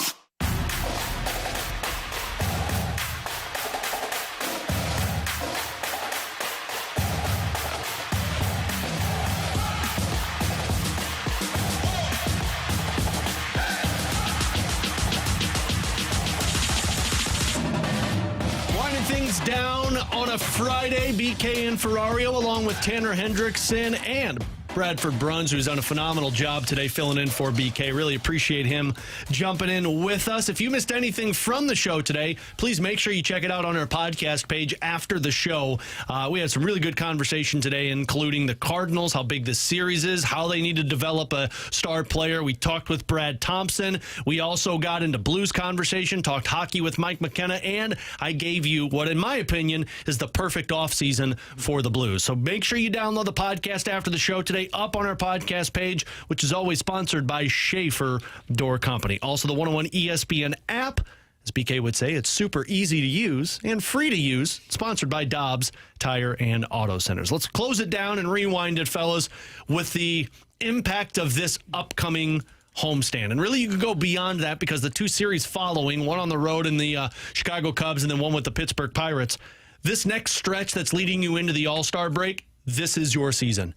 And it starts tonight. It starts against Cincinnati, who 2.5 games behind you, I believe, in that wild card race. You have an opportunity to distance yourself with them, and then that Chicago Cubs series. You saw the offense rebound. It was a perfect rebound series for them to gain some confidence. This is the series that, in my opinion, the front office is going to say, yep, let's invest in this team. Nope, we're going to have to sell. Yeah, this is a tough 16-game stretch that's coming up. I mean, Cincinnati Reds, though I'm not that sold on them as a complete unit. They got a stud in Ellie De La Cruz, and they've been pitching the ball very well, and especially Andrew Abbott, who you're going to see on Sunday. And then you run into the Cubs, 7 games against the Cubs in the 16-game stretch. Cleveland, who's been around 500, they're in the battle for a wild card spot. Yeah, they're pretty much, Spider-Man meme. Kind of like the Blue Jays were. Yeah, so like they're in it right now. The only team that's easy in this stretch is Pittsburgh. Sorry, Pirates. But it's a tough 16-game stretch, and I think you're right. I think it probably will determine what the Cardinals are going to be looking at when it comes to the trade deadline. Are they a team that is going to be maybe saying, hey, you know what, those 2 weeks in June, those were one-offs. We are still a really good team. Maybe we should add to this group. Or is this going to continue like it had been trending? The offense gets back into another rut because you're running into some pretty good pitching, and the front office goes, we've got too many good pieces here. We just have to sell. So this is the most critical stretch of the season so far for the St. Louis Cardinals. And when you're looking at this Red Series directly this weekend, they're going to see 2 lefties. I'm fascinated to see if we see Alec Burleson in the lineup those 2 games, because he hasn't been in typically at the beginning of the year against left-handers, and I know Bradford wasn't happy about it. He's starting to hit lefties now, though, and I think he's really proven to be a guy that you have to put in pen in that lineup. My personal opinion, I think this front office is leaning towards we're selling. We're selling. We're a 500 team. It's going to be tough to make the playoffs. We've got pieces that you just don't typically have. We need to sell. I think if you find a way to win the series against the Reds and both series against the Cubs, or even if you split the one and win the second against the Cubs, that's at least going to sway their opinion on, you know what, it's going to be tough for another team to pry Helsley away from us. And then if for some reason you go on a run here between now and the All-Star break of winning every series, win both versus the Cubs, beat the Guardians, beat the Pirates, beat the Reds, I think they're going to lean into buy mode. I think this, up until the All-Star break, is going to tell you where the front office is going to lean. Yeah, at the very least, you have to come out and basically show the same kind of assertiveness, borderline dominance that you did at times during that White Sox series, because otherwise, earlier we talked about how Milwaukee, the result there, losing 3 of 4, it mandated that you went out there and you absolutely took care of business against the White Sox. It undoes a lot of the great work if you don't immediately come out, starting this homestand of the 7-game variety, and take care of business. And another thing kind of under the radar, guys, we didn't get to talk about a lot earlier in the show, the bridge options in the Cardinals bullpen this coming weekend. We've spent so much attention. We've dedicated a lot of time to talking about the arms, Palante beginning this evening, obviously, but the likes of which you have O'Brien, of course, you have Granillo, the guys who have to get it to Maton, Romero, Helsley, etc. They've been very good as of late. Is it going to continue against the divisional foes moving forward? So you get Palante on the mound tonight, and then if I'm not mistaken, it's Gray and then Fetty, right? Those are the 3 that you're going to see in this series? Or is it Gray and Michaelis? I believe you're right that it is. Because they pushed Gray's start back for Cincinnati. Palante tonight, it will then be Gray tomorrow, and then on Sunday it will be Miles Michaelis versus Andrew Abbott. So then you get Fetty, Liberatore, potentially McGreevy in the Cubs series. And then Palante in the Cubs series. So it's going to be a massive stretch here. Real quick, do you think they win 2 or 3 against the Reds? What do you say over the weekend? I think they take 2 or 3 from Cincinnati. I think they take the first 2. I think they probably lose that Abbott game because he's been very good. Bradford? Absolutely the same. All right, that's where I'm at as well. They take 2 of 3. Again, if you missed it, check it out on our podcast page, 101ESPN.com. We'll be back with you on Monday. BK will be back with us. We're also going to be at Centene because the Blues are having a media availability with Doug Armstrong prior to the draft on Friday. And Doug Armstrong will join us on Monday. And programming note, we're going to have a draft show on Friday next week, myself and Chris Kerber doing that one. So have a great weekend. Enjoy this hot weather. Hopefully the Cardinals can take 2 of 3. We'll react on Monday. Fastlane next here on 101 ESPN. The Redbird Report. Your front row seat to all things Cardinals. From the dugout to the diamond, BK and T-Bone go deep with the latest news, notes, and analysis. Watch the Redbird Report on YouTube or listen online at 101ESPN.com.